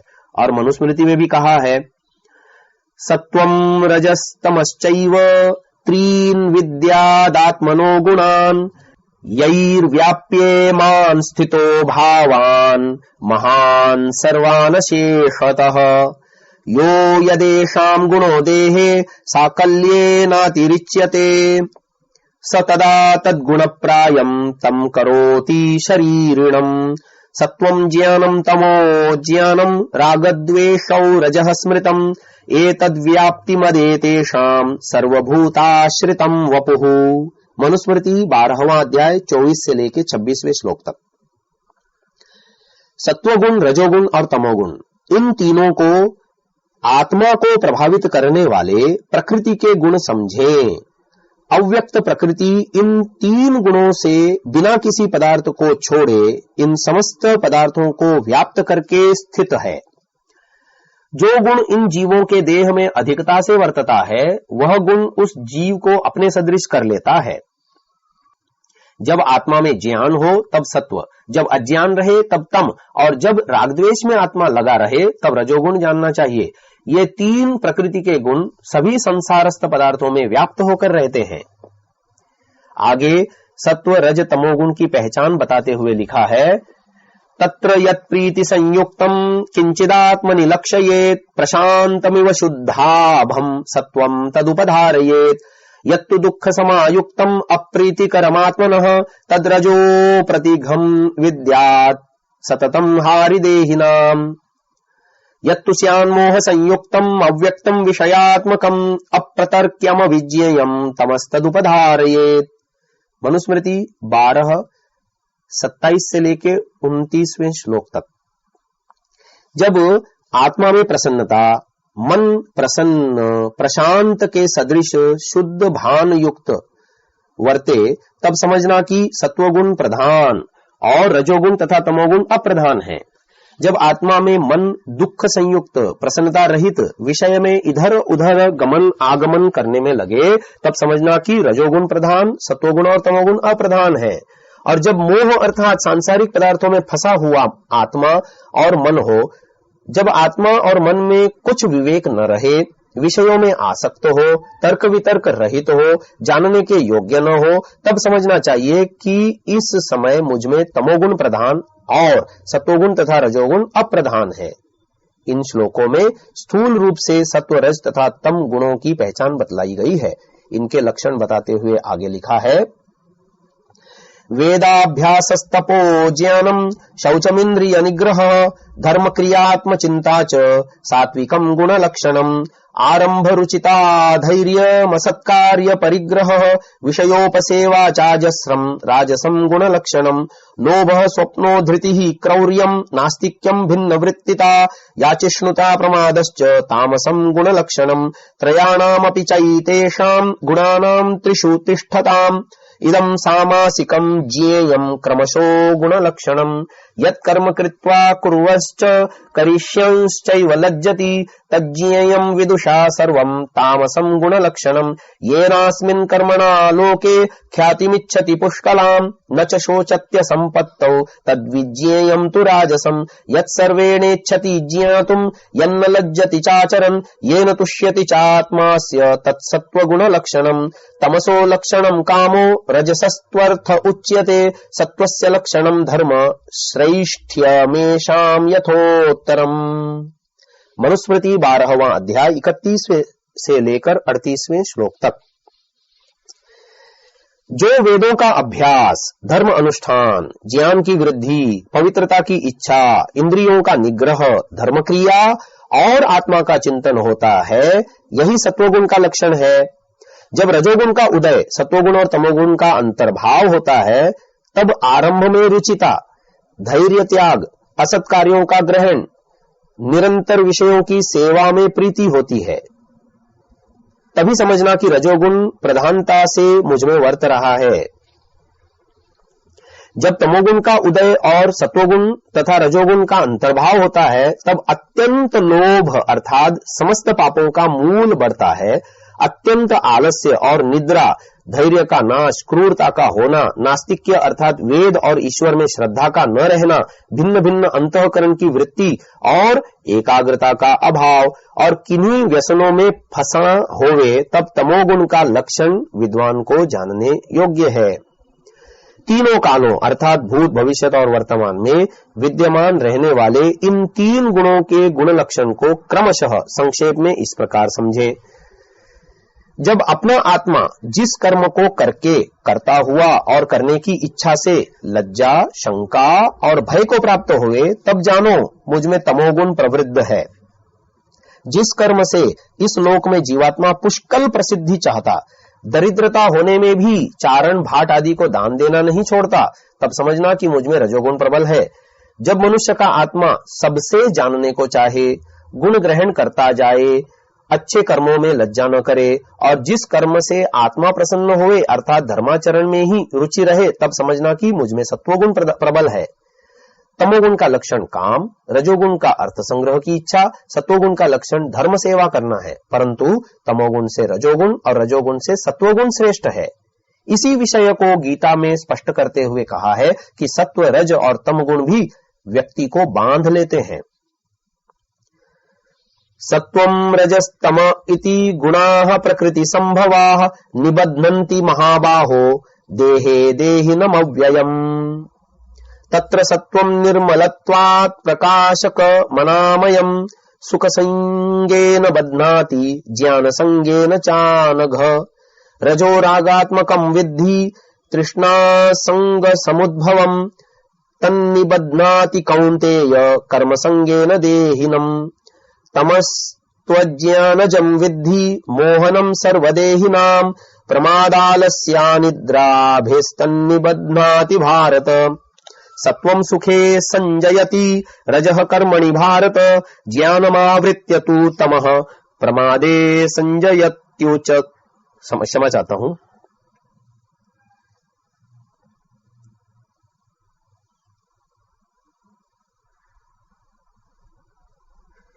ज्ञानमावृत्य तु तमः प्रमादे संजयत्युत। रजस्तमश्चाभिभूय सत्वं भवति भारत रजः सत्वं तमश्चैव तमः सत्वं रजस्तथा। सर्वद्वारेषु देहेऽस्मिन् प्रकाश उपजायते ज्ञानं यदा तदा विद्यात् विवृद्धं सत्वमित्युत। लोभः प्रवृत्तिरारम्भः कर्मणामशमः स्पृहा रजस्येतानि जायन्ते विवृद्धे भरतर्षभ। अप्रकाशो प्रवृत्तिश्च प्रमादो मोह एव च तमस्येतानि जायन्ते विवृद्धे कुरु नंदन। गीता 14वां अध्याय 5 से लेकर 13वें तक श्लोक। अर्थात हे महाबाहो, सत्व, रजस और तमस ये तीनों प्रकृति के गुण अनादि, अव्यय, नष्ट न होने वाले इस देही अर्थात जीवात्मा को देह में अपनी रुचि अनुसार बोए हुए बीज के फल रूप बंधन में डाल देते हैं।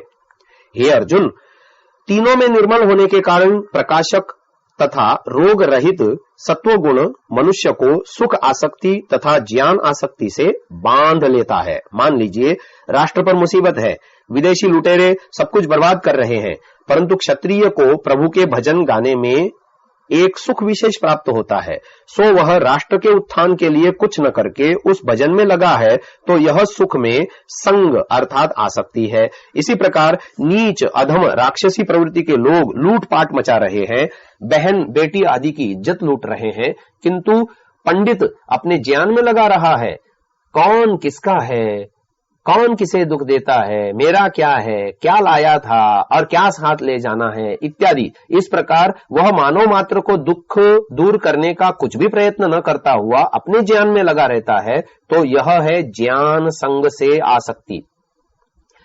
आसक्ति ज्ञान प्राप्ति जैसे सात्विक कर्म में हो तो भी है वह आसक्ति ही, यह भी बंधन में ही डालेगी। यहां पर आसक्ति को त्याग समय अनुसार कर्तव्य पालन ही श्रेष्ठ है। वैश्य धन कमा रहा है और अधिक कमा रहा है, दिन रात इस कमाई में मन लगा रहता है, इस व्यस्तता में भी एक आनंद है। उसे किसी दान के लिए कहो तो अभी और जोड़ लूं कहकर टाल देता है, किसी श्रेष्ठ कार्य के लिए समय का अभाव कहता है।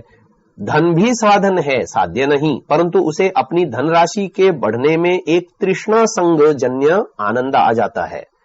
उससे भी अधिक धन कमाने की व्यस्तता में यह तृष्णा शक्ति जन्य आनंद है, जो काम रूप कर्म में आसक्ति द्वारा मनुष्य को बांध लेता है। यह रागात्मक रजोगुण है। हे भारत, प्राणी मात्र को मूढ़ बनाने वाला तमोगुण अज्ञान से पैदा होता है, वह मनुष्य को प्रमाद, आलस्य तथा निद्रा से बांधता है। सत्वगुण शांतिमय सुख के रास्ते से मनुष्य को जीत कर कर्महीन बना देता है। रजोगुण व्यस्तता के सुख में मनुष्य को धर दबोचता है तथा रात दिन लगे रहने में लगा देता है। कर्तव्य विवेक के लिए फुर्सत नहीं देता तथा तमोगुण आलस्य तथा प्रमाद की भावना के रास्ते से मनुष्य को धर दबाता है और उसके ज्ञान पर आवरण डाल देता है। मनुष्य की मानसिक अवस्था सदा एक सी नहीं रहती, कभी सत्वगुण रज और तम को दबाकर रहता है, कभी तमोगुण सत्व और रजस को दबाकर रहता है, कभी रजोगुण सत्व और तमोगुण को दबाकर रहता है। जब इस देह में हर द्वार में प्रकाश का अनुभव हो तथा ज्ञान की बात सूझने लगे, तब समझो कि सत्वगुण की वृद्धि है। रजोगुण के बढ़ने पर लोभ, सदा कुछ करते रहने की लगन, एक कार्य समाप्त होने पर दूसरा उससे भी बड़ा काम हाथ में लेने की इच्छा, अशांति और महत्वाकांक्षा, ये सब उत्पन्न होते हैं।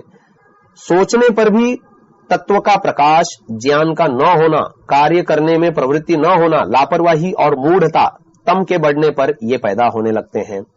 इस प्रकार हम देखते हैं कि हमारे सभी कर्मों को सात्विक, राजसिक और तामसिक 3 प्रकार की श्रेणियों में रखा जा सकता है। इन गुणों से प्रभावित संचित कर्माशय के अनुसार ही जीवात्मा को विभिन्न योनियों में जन्म लेना पड़ता है। इस विषय में गीता में कहा गया है, यदा सत्वे प्रवृद्धेतु प्रलयं याति देहभृत् तदोत्तमविदां लोकानमलान् प्रतिपद्यते रजसि प्रलयं गत्वा कर्मसंगीषु जायते तथा प्रलीनस्तमसि मूढ़योनिषु जायते।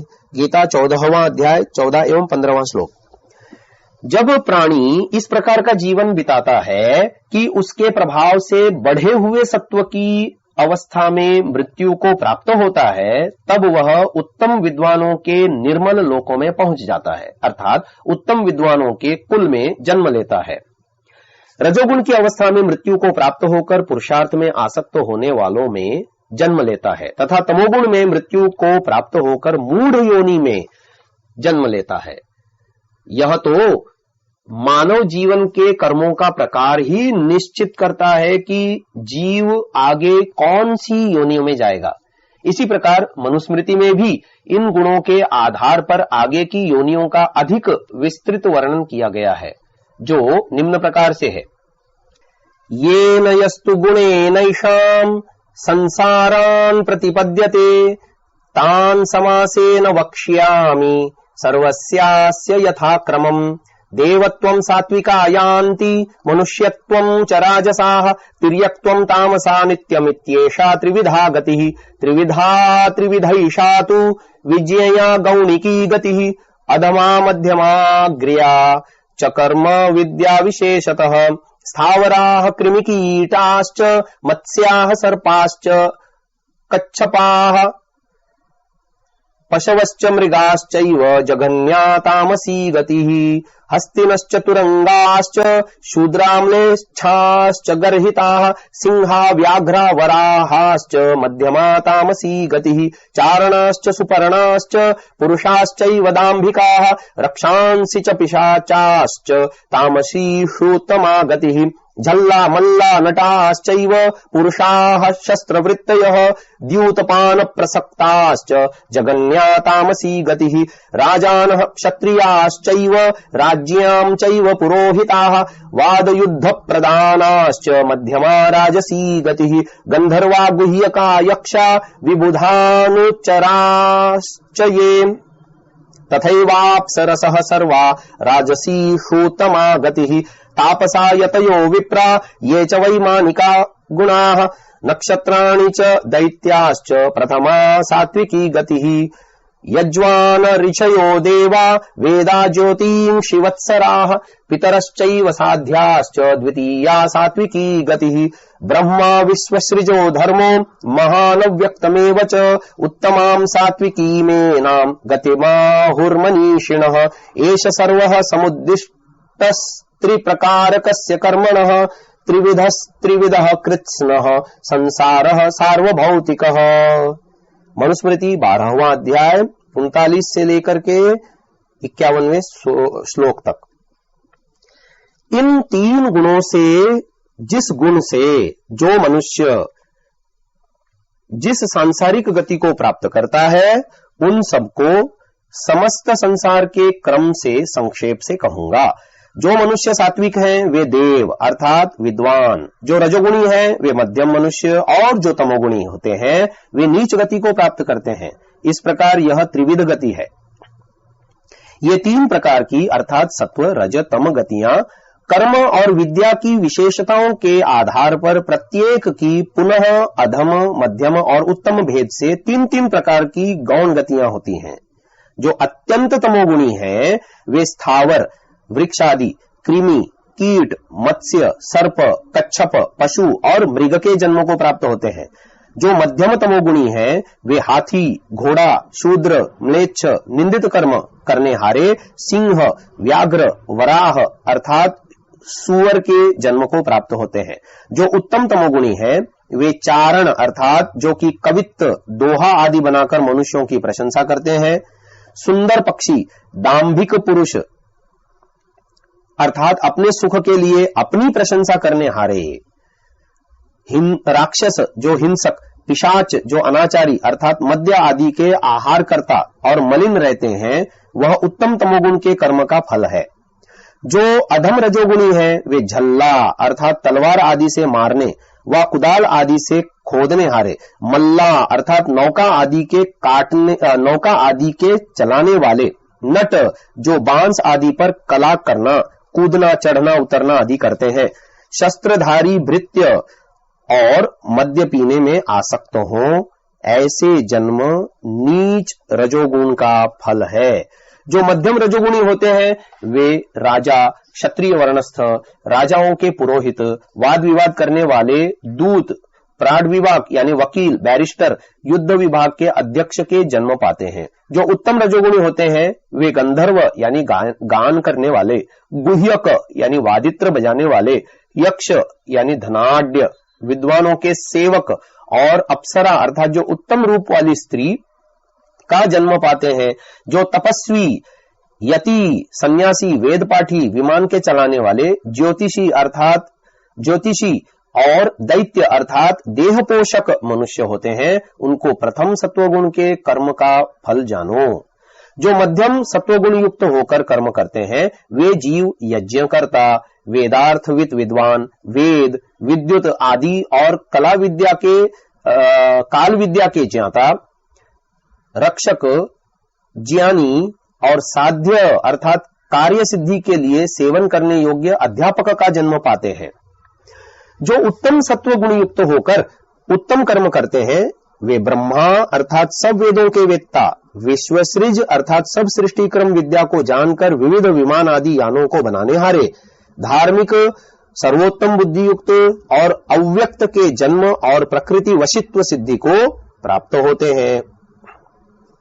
मन वचन और शरीर के भेद से तीन प्रकार के कर्मों का सत्वगुण रजोगुण और तमोगुण नामक तीन प्रकार का फल तथा फिर उनकी उत्तम मध्यम और अधम भेद से तीन तीन गतियों वाले सर्वभूत युक्त संपूर्ण संसार की उत्पत्ति का यह पूर्ण वर्णन किया। प्रश्न, इन श्लोकों के आधार पर तो जीव के भावी जन्म में होने वाले कर्मों को मोटे तौर पर निश्चित मानना पड़ेगा। जैसे कि जीव मध्यम रजोगुणी होते हैं वे राजा क्षत्रिय वर्णस्थ राजाओं के पुरोहित वकील युद्ध विभाग के अध्यक्ष आदि जन्म पाते हैं। तो ऐसे जन्म के बाद जीव द्वारा होने वाले कर्म एक निश्चित दिशा में ही होंगे। ऐसे में जीव की कर्म स्वतंत्रता के बारे में क्या आप कहेंगे? उत्तर, जीव कर्म करने में स्वतंत्र है, यह एक निश्चित सिद्धांत है। महर्षि व्यास जी योग सूत्र 2.13 की व्याख्या में लिखते हैं, तद्विपाकस्यैव देश काल निमित्ता नवधारणाद इयम कर्म गतिश्चित्रा दुर्विज्ञाना चेति, अर्थात उस कर्माशय के फल देश काल और निमित्त के अनिश्चय से यह कर्मा फल की पद्धति विचित्र और बहुत कठिनाई से समझने योग्य है तथा एक जन्म कई कर्मों के आधार पर निश्चित होता है।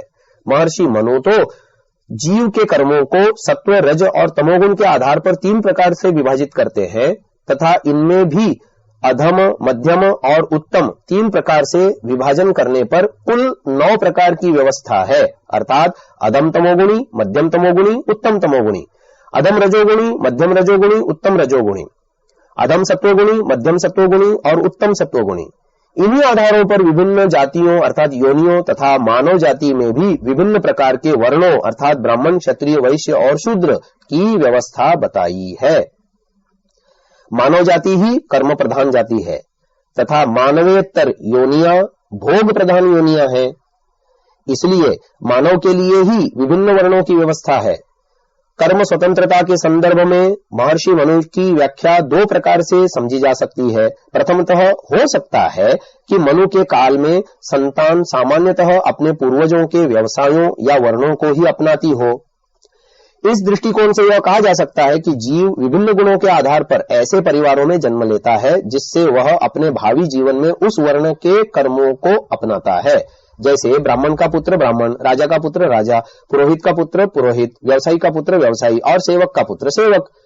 और यह व्यवस्था आज भी कई वर्णों पर सही लागू होती है, परंतु फिर भी जीव की कर्म स्वतंत्रता नष्ट नहीं होती और वह ज्ञान प्राप्त कर कर्मों में सुधार कर वर्ण परिवर्तन करने को स्वतंत्र रहता है। जैसे सेवक का पुत्र शिक्षा प्राप्त कर व्यवसायी या शिक्षक आदि बन जाए।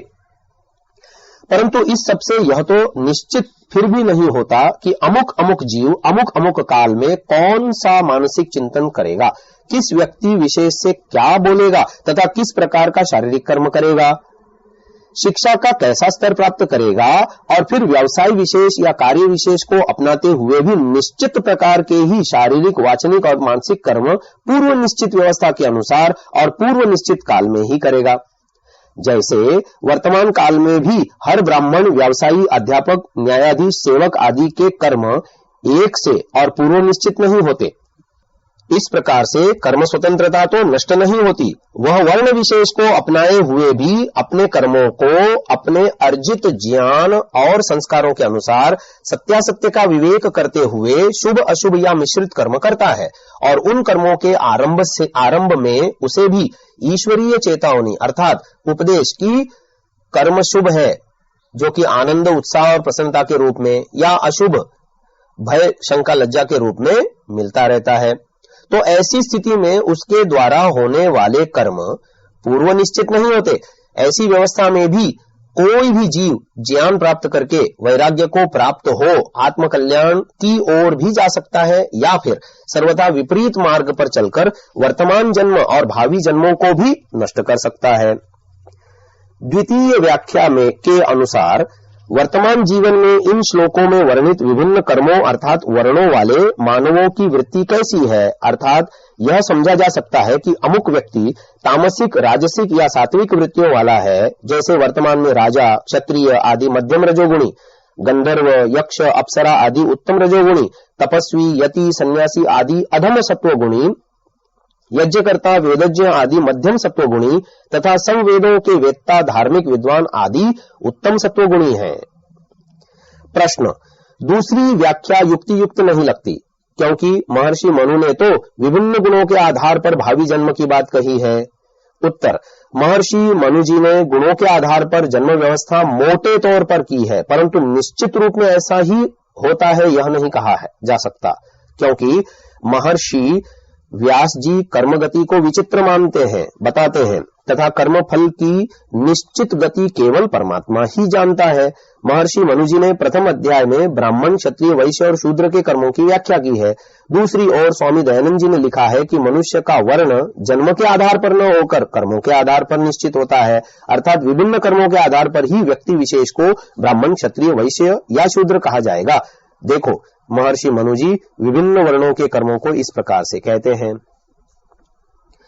अध्यापनम अध्ययनम यजनम याजनम तथा दानम प्रतिग्रहम चैव ब्राह्मणानाम कल्पयत् प्रजानाम रक्षणम दानम इज्याध्ययनमेव च विषयेष्वप्रसक्तिश्च क्षत्रियस्य समासतः पशूनाम रक्षणम दानम इज्याध्ययनमेव च वणिक्पथम कुसीदम च वैश्यस्य कृषिमेव च एकमेव तु शूद्रस्य प्रभुः कर्म समादिशत् एतेषामेव वर्णानां शुश्रूषामनसूयया। मनुस्मृति प्रथम अध्याय 88 से 91 श्लोक तक। ब्राह्मणों के कर्म: ब्राह्मण के पढ़ना पढ़ाना तथा यज्ञ करना कराना, दान देना और लेना, ये 6 कर्म हैं। क्षत्रियों के कर्म, न्याय से प्रजा की रक्षा अर्थात पक्षपात छोड़ के श्रेष्ठों का सत्कार और दुष्टों का तिरस्कार करना, सब प्रकार से सबका पालन, दान, विद्या, धर्म की प्रवृत्ति और सुपात्रों की सेवा में धनादि पदार्थों का व्यय करना, अग्निहोत्रादि यज्ञ करना व कराना, वेदादि शास्त्रों का पढ़ना पढ़ाना और विषयों में न फंसकर जितेंद्रिय रहकर सदा शरीर और आत्मा से बलवान रहना।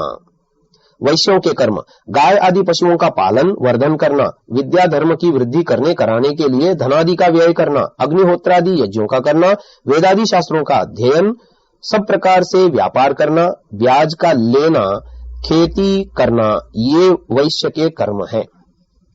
शूद्र के कर्म, परमेश्वर ने जो विद्याहीन, जिसको पढ़ने से भी विद्या न आ सके, शरीर से पुष्ट, सेवा में कुशल हो, उस शूद्र के लिए इन ब्राह्मण क्षत्रिय वैश्य तीनों वर्णों की निंदा से रहित प्रीति से सेवा करना, यही एक कर्म करने की आज्ञा दी है। इन श्लोकों में ब्राह्मण क्षत्रिय वैश्य और शूद्र के कर्म बताए हैं, परंतु इनका अर्थ यह नहीं है कि ब्राह्मण क्षत्रिय वैश्य और शूद्र कुलोत्पन्न इन कर्मों को करे, बल्कि जो जो इन कर्मों को करेगा वह क्रमशः ब्राह्मण क्षत्रिय वैश्य या शूद्र कहलाएगा, क्योंकि शास्त्र में वर्ण व्यवस्था जन्म के आधार पर न होकर कर्म के आधार पर है। और गीता में भी कहा है, चातुर्वर्ण्यम मया सृष्टम गुण कर्म विभागशः, गीता 4th अध्याय 13वां श्लोक। यहां मनुष्य के गुण कर्म स्वभाव पर बल दिया है, न कि जन्म या जाति पर। हमारे वर्ण का लिंग जन्म या पैतृक परंपरा के आधार पर निर्धारण नहीं किया जा सकता। डॉक्टर राधाकृष्णन। इसी प्रकार वर्तमान जीवन में विभिन्न व्यवसायों, वर्णों या विभिन्न प्रकार के कर्मों को करने वाले व्यक्तियों की वृत्तियां सात्विक, राजसिक या तामसिक हैं, ऐसा उनके कर्मों को देखकर कहा जा सकता है। आइए अब हम कर्मों के स्रोत पर विशेष विचार करते हैं। स्वामी दयानंद जी सत्यार्थ प्रकाश के प्रथम समुल्लास में लिखते हैं, यन्मनसा ध्यायति तद्वाचा वदति, यद्वाचा वदति तत्कर्मणा करोति, यत्कर्मणा करोति तदभिसंपद्यते। शतपथ ब्राह्मण, अर्थात जीव जिसका मन से ध्यान करता उसको वाणी से बोलता, जिसको वाणी से बोलता उसको कर्म से करता, जिसको कर्म से करता उसी स्थितियों को प्राप्त होता है। अर्थात जीव प्रथम मन से विचारता यानी मानसिक कर्म, फिर वाणी से कहता यानी वाचनिक कर्म, और फिर शरीर से करता जो कि शारीरिक कर्म है। दुष्ट वासनाओं का विरोध करने से ही शुभ कर्मों का करना संभव होता है। वासना, कामना, राग, इच्छा आदि शब्द पर्यायवाची हैं, अर्थात सांसारिक सुखभोग की इच्छा से सुख की सामग्रियों के संचय करने के अर्थ जो तृष्णा होती है वही वासना कहती है। वासना यानी इच्छा की उत्पत्ति तो जीवात्मा की निज शक्ति से ही होती है, परंतु संकल्प विकल्प की उत्पत्ति मन से होती है। वासना यानी इच्छा हेतु जीवात्मा का आभ्यंतर प्रयत्न जीव की निज शक्ति द्वारा जब उत्पन्न होता है तब मन द्वारा संकल्प उत्पन्न होता है। अतएव वासना यानी इच्छा संकल्प का पूर्व रूप है। इस वासना यानी इच्छा का प्रथम परिणाम संकल्प, दूसरा परिणाम शब्द, तीसरा परिणाम कर्म यानी शारीरिक, और चौथा व अंतिम परिणाम सुख दुख रूपी कर्म फल भोग होता है।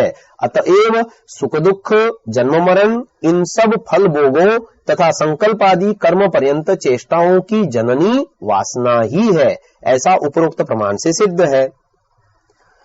पुरुष प्रकृति से संयोग को प्राप्त होकर संसार चक्र में अपने कर्माशय का फल भोगने हेतु विभिन्न योनियों में जाता, और यही वह सांसारिक विषयों को प्राप्त करने की इच्छा करता, और उपर्युक्त प्रमाण से मनुष्य यानी जीव निज दिव्य और गूढ़ शक्ति द्वारा जिस विषय की वासना रूप इच्छा करता है उसी का मन द्वारा ध्यान करता है और उसी को वाणी से शब्द रूप में कहता है। तत्पश्चात कर्म करके उसके फल स्वरूप सुख व दुख का भागी होता रहता है। अर्थात वाणी द्वारा प्रकट करने से पूर्व मानसी व्यापार नाम आभ्यंतर चेष्टा ही रहती है, अर्थात मानसिक रूप से भी पूर्व वासना के विद्यमान रहने पर शरीर से किए हुए कर्म के फल के समान अधिक पाप पुण्य का भागी यद्यपि व्यक्ति नहीं होता, तथापि यही वासना उसे विभिन्न कर्मों में संलग्न रखती है। जिस प्रकार मानसिक कर्मों पर नियंत्रण आवश्यक है, उसी प्रकार वाचनिक कर्मों पर नियंत्रण भी आवश्यक है। मनुष्य को अपनी वाणी अर्थात शब्दों का भी संयम करना चाहिए। महर्षि पाणिनि प्रोक्त शिक्षा सूत्र पाठ में शब्द की उत्पत्ति के बारे में कहा है, आकाश वायु प्रभवः शरीरात् समुच्चरन् वक्त्रमुपैति नादः स्थानांतरेषु प्रविभज्यमानो वर्णत्वमागच्छति यः स शब्दः। आत्मा बुद्ध्या समेत्यर्थान् मनोयुङ्क्ते विवक्षया मनः कायाग्निमाहन्ति सप्रेरयति मारुतम् मारुतस्तूरसीचरन् मन्द्रम् जनयति स्वरम् तमक्षरम् ब्रह्म परम् पवित्रम् गुहाशयम् सम्यगुशन्ति विप्राः सश्रेयसा चाभ्युदयेन चैव सम्यक् प्रयुक्तः पुरुषम् युनक्ति। वर्णोच्चारण शिक्षा महर्षि दयानंद जी सरस्वती। आकाश और वायु के संयोग से उत्पन्न होने वाला नाभि के नीचे से ऊपर उठता हुआ जो मुख को प्राप्त होता है उसे नाद कहते हैं। वह कंठ आदि स्थानों में विभाग को प्राप्त हुआ वर्ण भाव को प्राप्त होता है, उसको शब्द कहते हैं। जीवात्मा बुद्धि से अर्थों की संगति करके कहने की इच्छा से मन को युक्त करता है। विद्युत रूप मन जठराग्नि को ताड़ता है, वह वायु को प्रेरणा करता है और वायु उरह स्थल में विचरता हुआ मंद स्वर को उत्पन्न करता है। विद्वान लोग उस आकाश वायु प्रतिपादित नाश रहित विद्या सुशिक्षा सहित बुद्धि में स्थित अति उत्तम शुद्ध शब्द राशि की अच्छे प्रकार प्राप्ति की कामना करते हैं और वही अच्छे प्रकार प्रयोग किया हुआ शब्द आत्मा मन और स्व संबंधियों के लिए इस शरीर के सब सुख तथा विद्यादि शुभ गुणों के योग और मुक्ति सुख से मनुष्य को युक्त कर देता है। इस प्रकार वाणी का महत्व अत्यधिक है। इसी का संयम कर जीव सभी प्रकार के सुखों को भी प्राप्त कर सकता है। अतः जीव की जो प्रथम वासना है वह जीव के कर्माशय से प्रभावित होती है।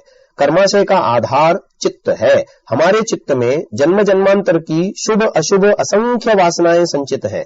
यह कर्माशय हमारे क्रियमान कर्मों के संस्कारों से बनता है। जीवों के लिए किस जन्म में किस प्रकार की वासनाएं अभिव्यक्त होती हैं, इसे स्पष्ट करते हुए महर्षि पतंजलि योग दर्शन में कहते हैं, ततस्तद्विपाकानुगुणानामेवाभिव्यक्तिर्वासनानाम्।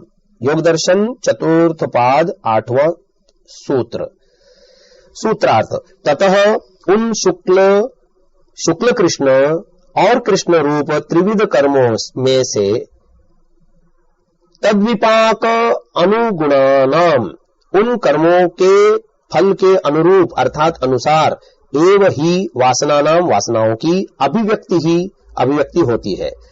इसी को और अधिक स्पष्ट करते हुए महर्षि व्यास जी लिखते हैं कि त्रिविध कर्म से उन कर्म फलों के अनुरूप ही वासनाओं की अभिव्यक्ति होती है। जिस प्रकार के कर्म पुण्य अपुण्य मिश्रित कर्म का जो विपाक यानी जाति आदि रूप फल होता है, उस फल अर्थात जाति आदि के अनुरूप जो वासनाएं कर्मफल का अनुसरण करती हैं, उन्हीं वासनाओं की ही अभिव्यक्ति यानी प्रकटता होती है।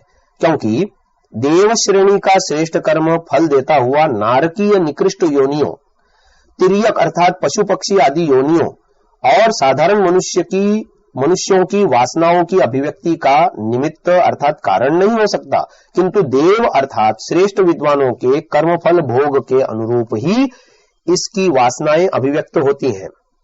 इसी प्रकार नारक तिर्यक और मनुष्य योनियों में भी यही सिद्धांत होता है। अतः प्रत्येक जन्म में उस जन्म के अनुकूल वासनाएं अभिव्यक्त होती हैं, जिससे प्रभावित होकर व्यक्ति विभिन्न प्रकार के कर्मों को करता है। यही जीव के साथ जन्म जन्मांतर से हो रहा है और इन्हीं वासनाओं के कारण ही तो जीव विभिन्न योनियों में जाता और मानव जीवन में आकर इन्हीं वासनाओं से प्रभावित होकर कर्म भी करता है। स्वामी दयानंद जी क्रियमाण, संचित और प्रारब्ध की व्याख्या करते हुए लिखते हैं, क्रियमाण जो वर्तमान में किया जाता है सो क्रियमाण कर्म कहता है। संचित जो क्रियमाण का संस्कार ज्ञान में जमा होता है उसको संचित संस्कार कहते हैं। प्रारब्ध जो पूर्व किए हुए कर्मों के सुख दुख रूप फल का भोग किया जाता है उसको प्रारब्ध कहते हैं। इस प्रकार हम देखते हैं कि क्रियमाण कर्मों के दो फल हैं। प्रथम है उन कर्मों का संस्कार जो हमारे चित्त में संचित होता है तथा उन कर्मों का ईश्वरीय व्यवस्था में सुख दुख रूपी फल का मिलना। पूर्व जन्मों में कृत कर्मों के संस्कार या बीज अंतःकरण में सात्विक, राजसिक तथा तामसिक गुणों के रूप में विद्यमान रहते हैं। ये तीनों गुण ही प्रत्येक मानव के अंदर विद्यमान शुभ अशुभ भावों का प्रतिनिधित्व करते हैं, उन्हें प्रदर्शित करते हैं। रजोगुण जब शेष दोनों गुणों के साथ मिलकर इनको क्षुब्ध करता है तब गुणों से प्रभावित चित्त में चंचलता होती है, जिन्हें हम वृत्तियां कहते हैं। ये वृत्तियां ही मानसिक, वाचनिक और शारीरिक कर्म रूप से अभिव्यक्त होती हैं। तभी इनका भला बुरा परिणाम सुख दुख के रूप में दृष्टिगोचर होता है। इन्हीं क्लिष्ट अक्लिष्ट वृत्तियों में से पाप पुण्य, धर्म अधर्म रूप कर्माशय संचित होता है। इस सूत्र पर विशेष व्याख्यान पातंजल योग दर्शन में देखा जा सकता है।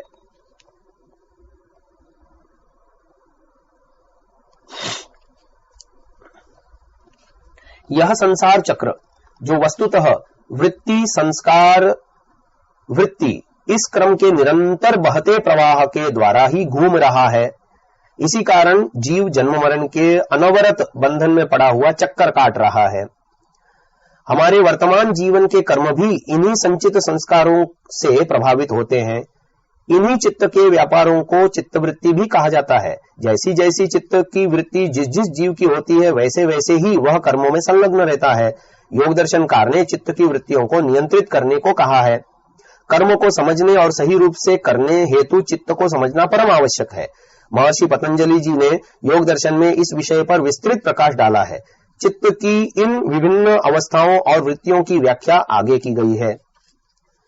किसी भी कर्म का आरंभ वस्तुतः मन से होता है, अतः कर्मों के स्वरूप को समझने तथा कर्मों को करने के लिए मन अर्थात चित्त के विज्ञान को समझना परम आवश्यक है। हमारा आचरण हमारी मनोवृत्ति के अनुरूप होता है, हमारी चेष्टाएं हमारी इच्छा के अनुरूप होती हैं और हमारे कर्म हमारे संकल्प और विचारों के अनुरूप होते हैं। अतः अच्छे आचरण, अच्छी चेष्टा और शुभ कर्मों के लिए अच्छी मनोवृत्ति का होना परम आवश्यक है। इसके विपरीत स्थिति होने पर हमारा आचरण, हमारी चेष्टाएं तथा हमारे कर्म सब कुछ दूषित हो जाएंगे और मानव जीवन का परम लक्ष्य प्राप्त नहीं हो पाएगा। गीता में भी कर्म की आंतरिक प्रक्रिया तथा स्थूल प्रक्रिया के अंगों को बतलाया है।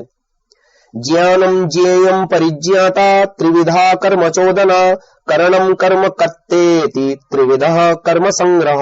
गीता 18:18। अर्थात कर्म की आंतरिक प्रक्रिया में 3 अंग हैं जिनसे कर्म की प्रेरणा होती है।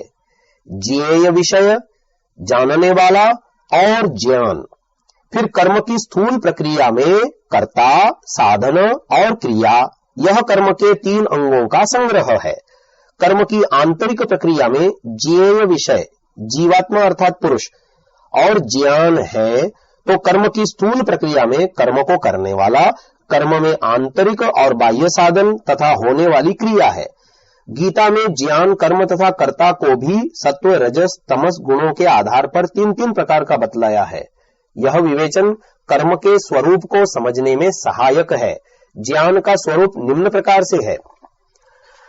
सर्वभूतेषु येनैकं भावमव्ययमीक्षते अविभक्तं विभक्तेषु तज्ज्ञानं विद्धि सात्विकं पृथक्त्वेन तु यज्ज्ञानं नानाभावान् पृथक्विधान् वेत्ति सर्वेषु भूतेषु तज्ज्ञानं विद्धि राजसं यत्तु कृत्स्नवदेकस्मिन् कार्ये सक्तमहैतुकम् अतत्वार्थदल्पं च तत्तामसमुदाहृतम्।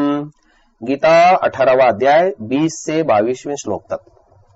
अर्थात मानव जिस ज्ञान के द्वारा सब परिवर्तनशील पदार्थों अर्थात समस्त ब्रह्मांड में एक अपरिवर्तनशील तत्व को तथा भिन्न भिन्न पदार्थों में एक अविभक्त सूत्र परमात्मा को देख पाता है, वह ज्ञान सात्विक ज्ञान कहलाता है। जो ऐसा ज्ञान है कि पदार्थ मात्र में जो पृथक पृथक पदार्थों में भिन्न भिन्न प्रकार के नाना गुण हैं, उन्हें पृथक पृथक रूप से ठीक ठीक जानता है, वह ज्ञान रजोगुणी ज्ञान है। तथा अर्थात जो सबको अंतिम रूप से एक सूत्र में बांधने वाले परमात्मा तत्व को छोड़कर ब्रह्मांड के भौतिक पदार्थों का यथावत ज्ञान प्राप्त करता है, वह ज्ञान राजस है।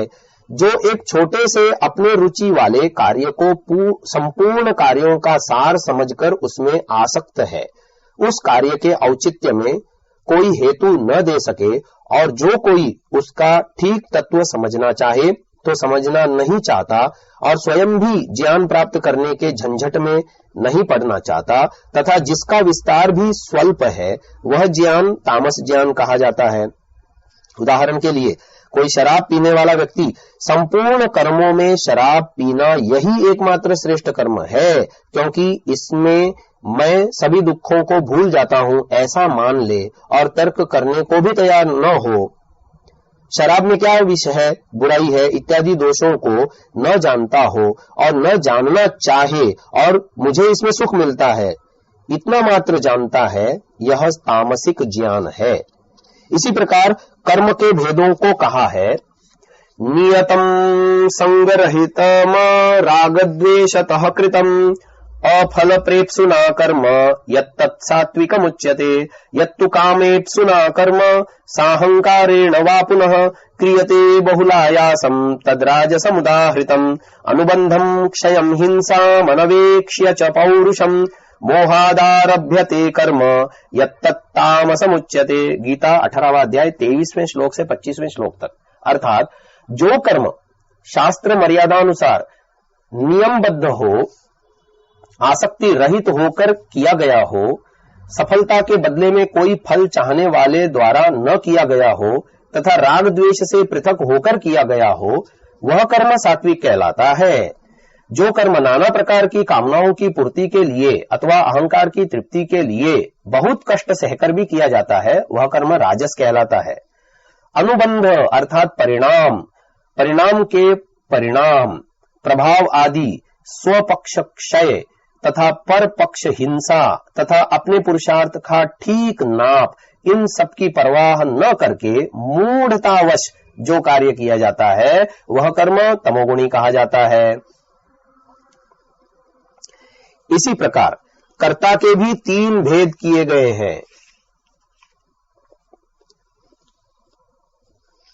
मुक्त संगो नहंवादी धृत्योत्साह समन्वितः सिद्ध्य सिद्ध्योर निर्विकारः कर्ता सात्विक उच्यते। रागी कर्म फल प्रेप्सुर लुब्धो हिंसात्मको शुचिः हर्ष शोकान्वितः कर्ता राजसः परिकीर्तितः अयुक्तः प्राकृतः स्तब्धः शठो नैष्कृतिकोलसः विषादी दीर्घसूत्री च कर्ता तामस उच्यते। गीता 18वां अध्याय 26 से लेकर 28 तक श्लोक। अर्थात आसक्ति रहित, मैंने यह किया, मैंने वह किया, इस प्रकार के अहंकार से रहित, धैर्य तथा उत्साह से युक्त, सिद्धि तथा असिद्धि दोनों अवस्थाओं में निर्विकार रहने वाला कर्ता सात्विक कर्ता कहलाता है। भिन्न भिन्न पदार्थों में राग रखने वाले, उत्तम कर्म करके उसके बदले में कर्मफल की इच्छा रखने वाला, लोभी, अभिलषित पदार्थों की प्राप्ति के लिए हिंसा भी करने को तैयार, अपवित्र साधनों को भी अपनाने वाला और फल प्राप्ति में हर्ष तथा फल हानि में शोक मनाने वाला कर्ता रजोगुणी कर्ता कहलाता है। युक्ति पूर्वक सोच विचार कर काम न करने वाला, साधारण भावनाओं वाला अर्थात ऊंची भावनाओं से प्रेरित न हुआ, घमंडी, दुष्ट, बदला लेने के स्वभाव वाला, आलसी, उत्साहहीन और दीर्घसूत्री अर्थात हर काम को ढील देकर करने वाला कर्ता तामसी कर्ता कहलाता है।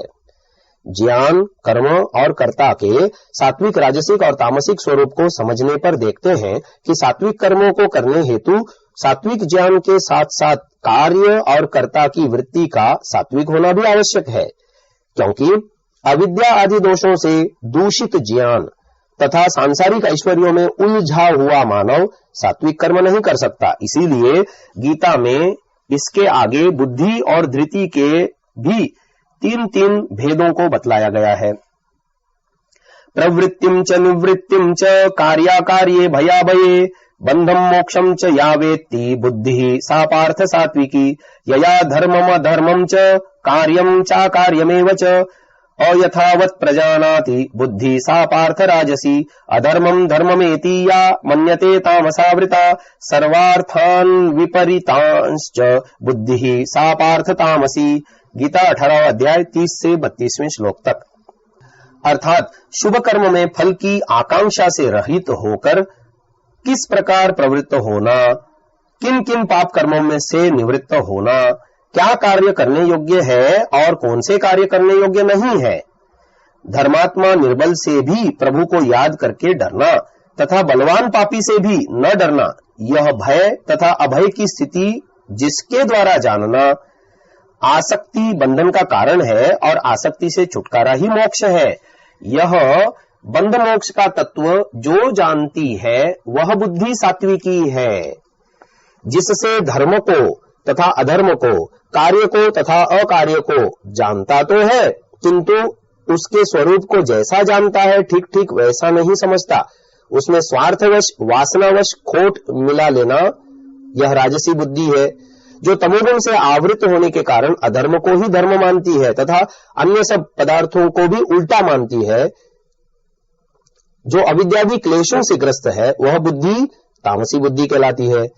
यहां पर भी अविद्यादि क्लेशों से ग्रस्त हो सत्य के स्वरूप से अनभिज्ञ रहने की अवस्था निकृष्ट कही गई है। इसी प्रकार धृति के भी तीन प्रकार कहे गए हैं। धृत्या यया धारयते मनः प्राणेन्द्रियः क्रियाः योगेनाव्यभिचारिण्या धृतिः सा पार्थ सात्विकी यया तु धर्मकामार्थान् धृत्या धारयतेऽर्जुन प्रसंगेन फलाकांक्षी धृतिः सा पार्थ राजसी यया स्वप्नं भयं शोकं विषादं मदमेव च न विमुञ्चति दुर्भेदा धृतिः सा पार्थ तामसी। गीता 18वां अध्याय 33 से 35वें श्लोक तक।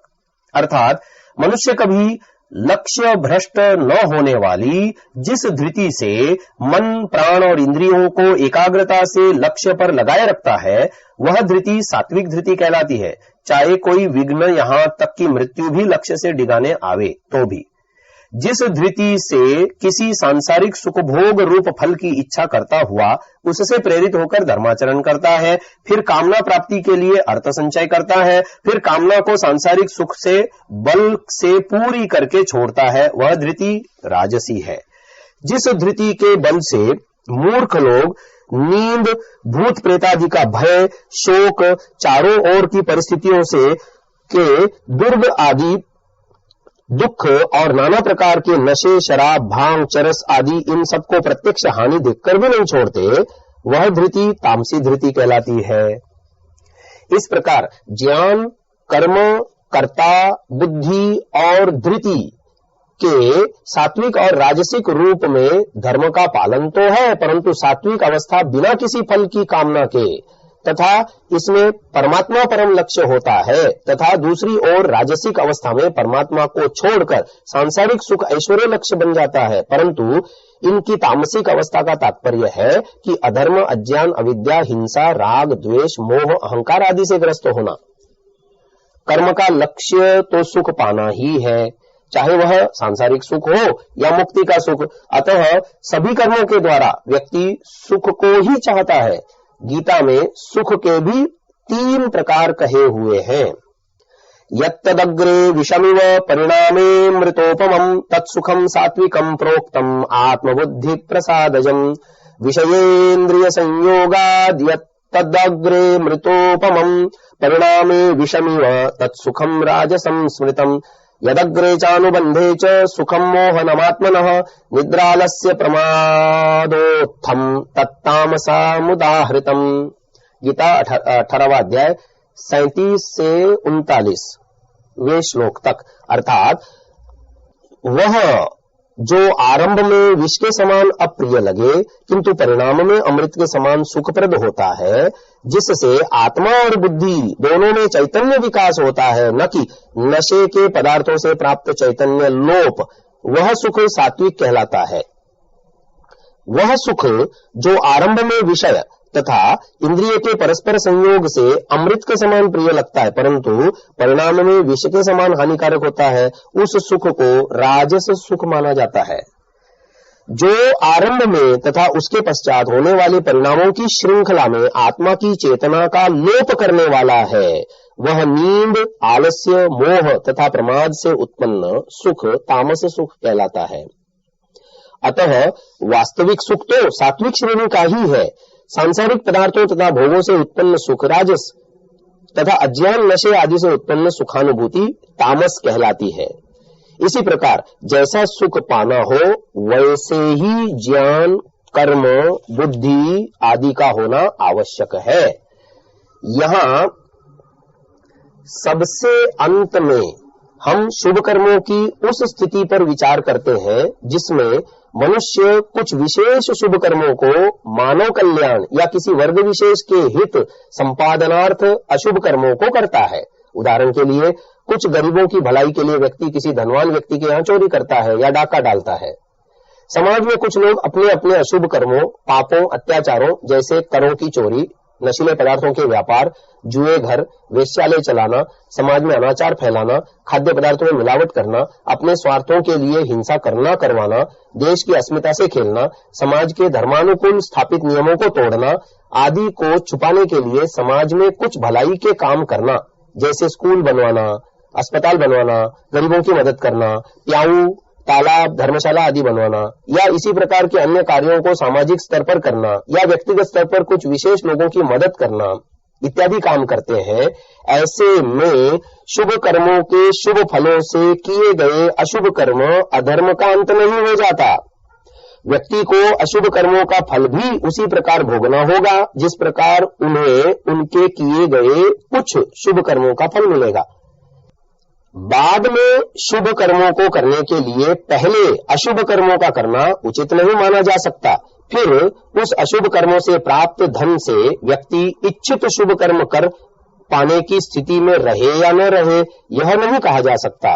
और यह भी हो सकता है कि अशुभ कर्मों से प्राप्त धन को प्राप्त करने के बाद व्यक्ति शुभ कर्म करने की इच्छा ही न रहे और उसकी वृत्तियां ही बदल जाएं। ऐसे में उसे अपने अशुभ कर्मों को फल तो भोगना ही होगा और शुभ कर्मों की इच्छा मात्र ही रह जाएगी। अतः अशुभ कर्म तो अपने साथ तो लग ही गए, शुभ कर्मों को करने का या तो अवसर ही नहीं मिला या उन्हें करने की इच्छा ही नहीं रही। इसलिए अशुभ कर्मों को किसी भी प्रकार से, किसी भी स्थिति में, किसी भी अवस्था में नहीं करना चाहिए।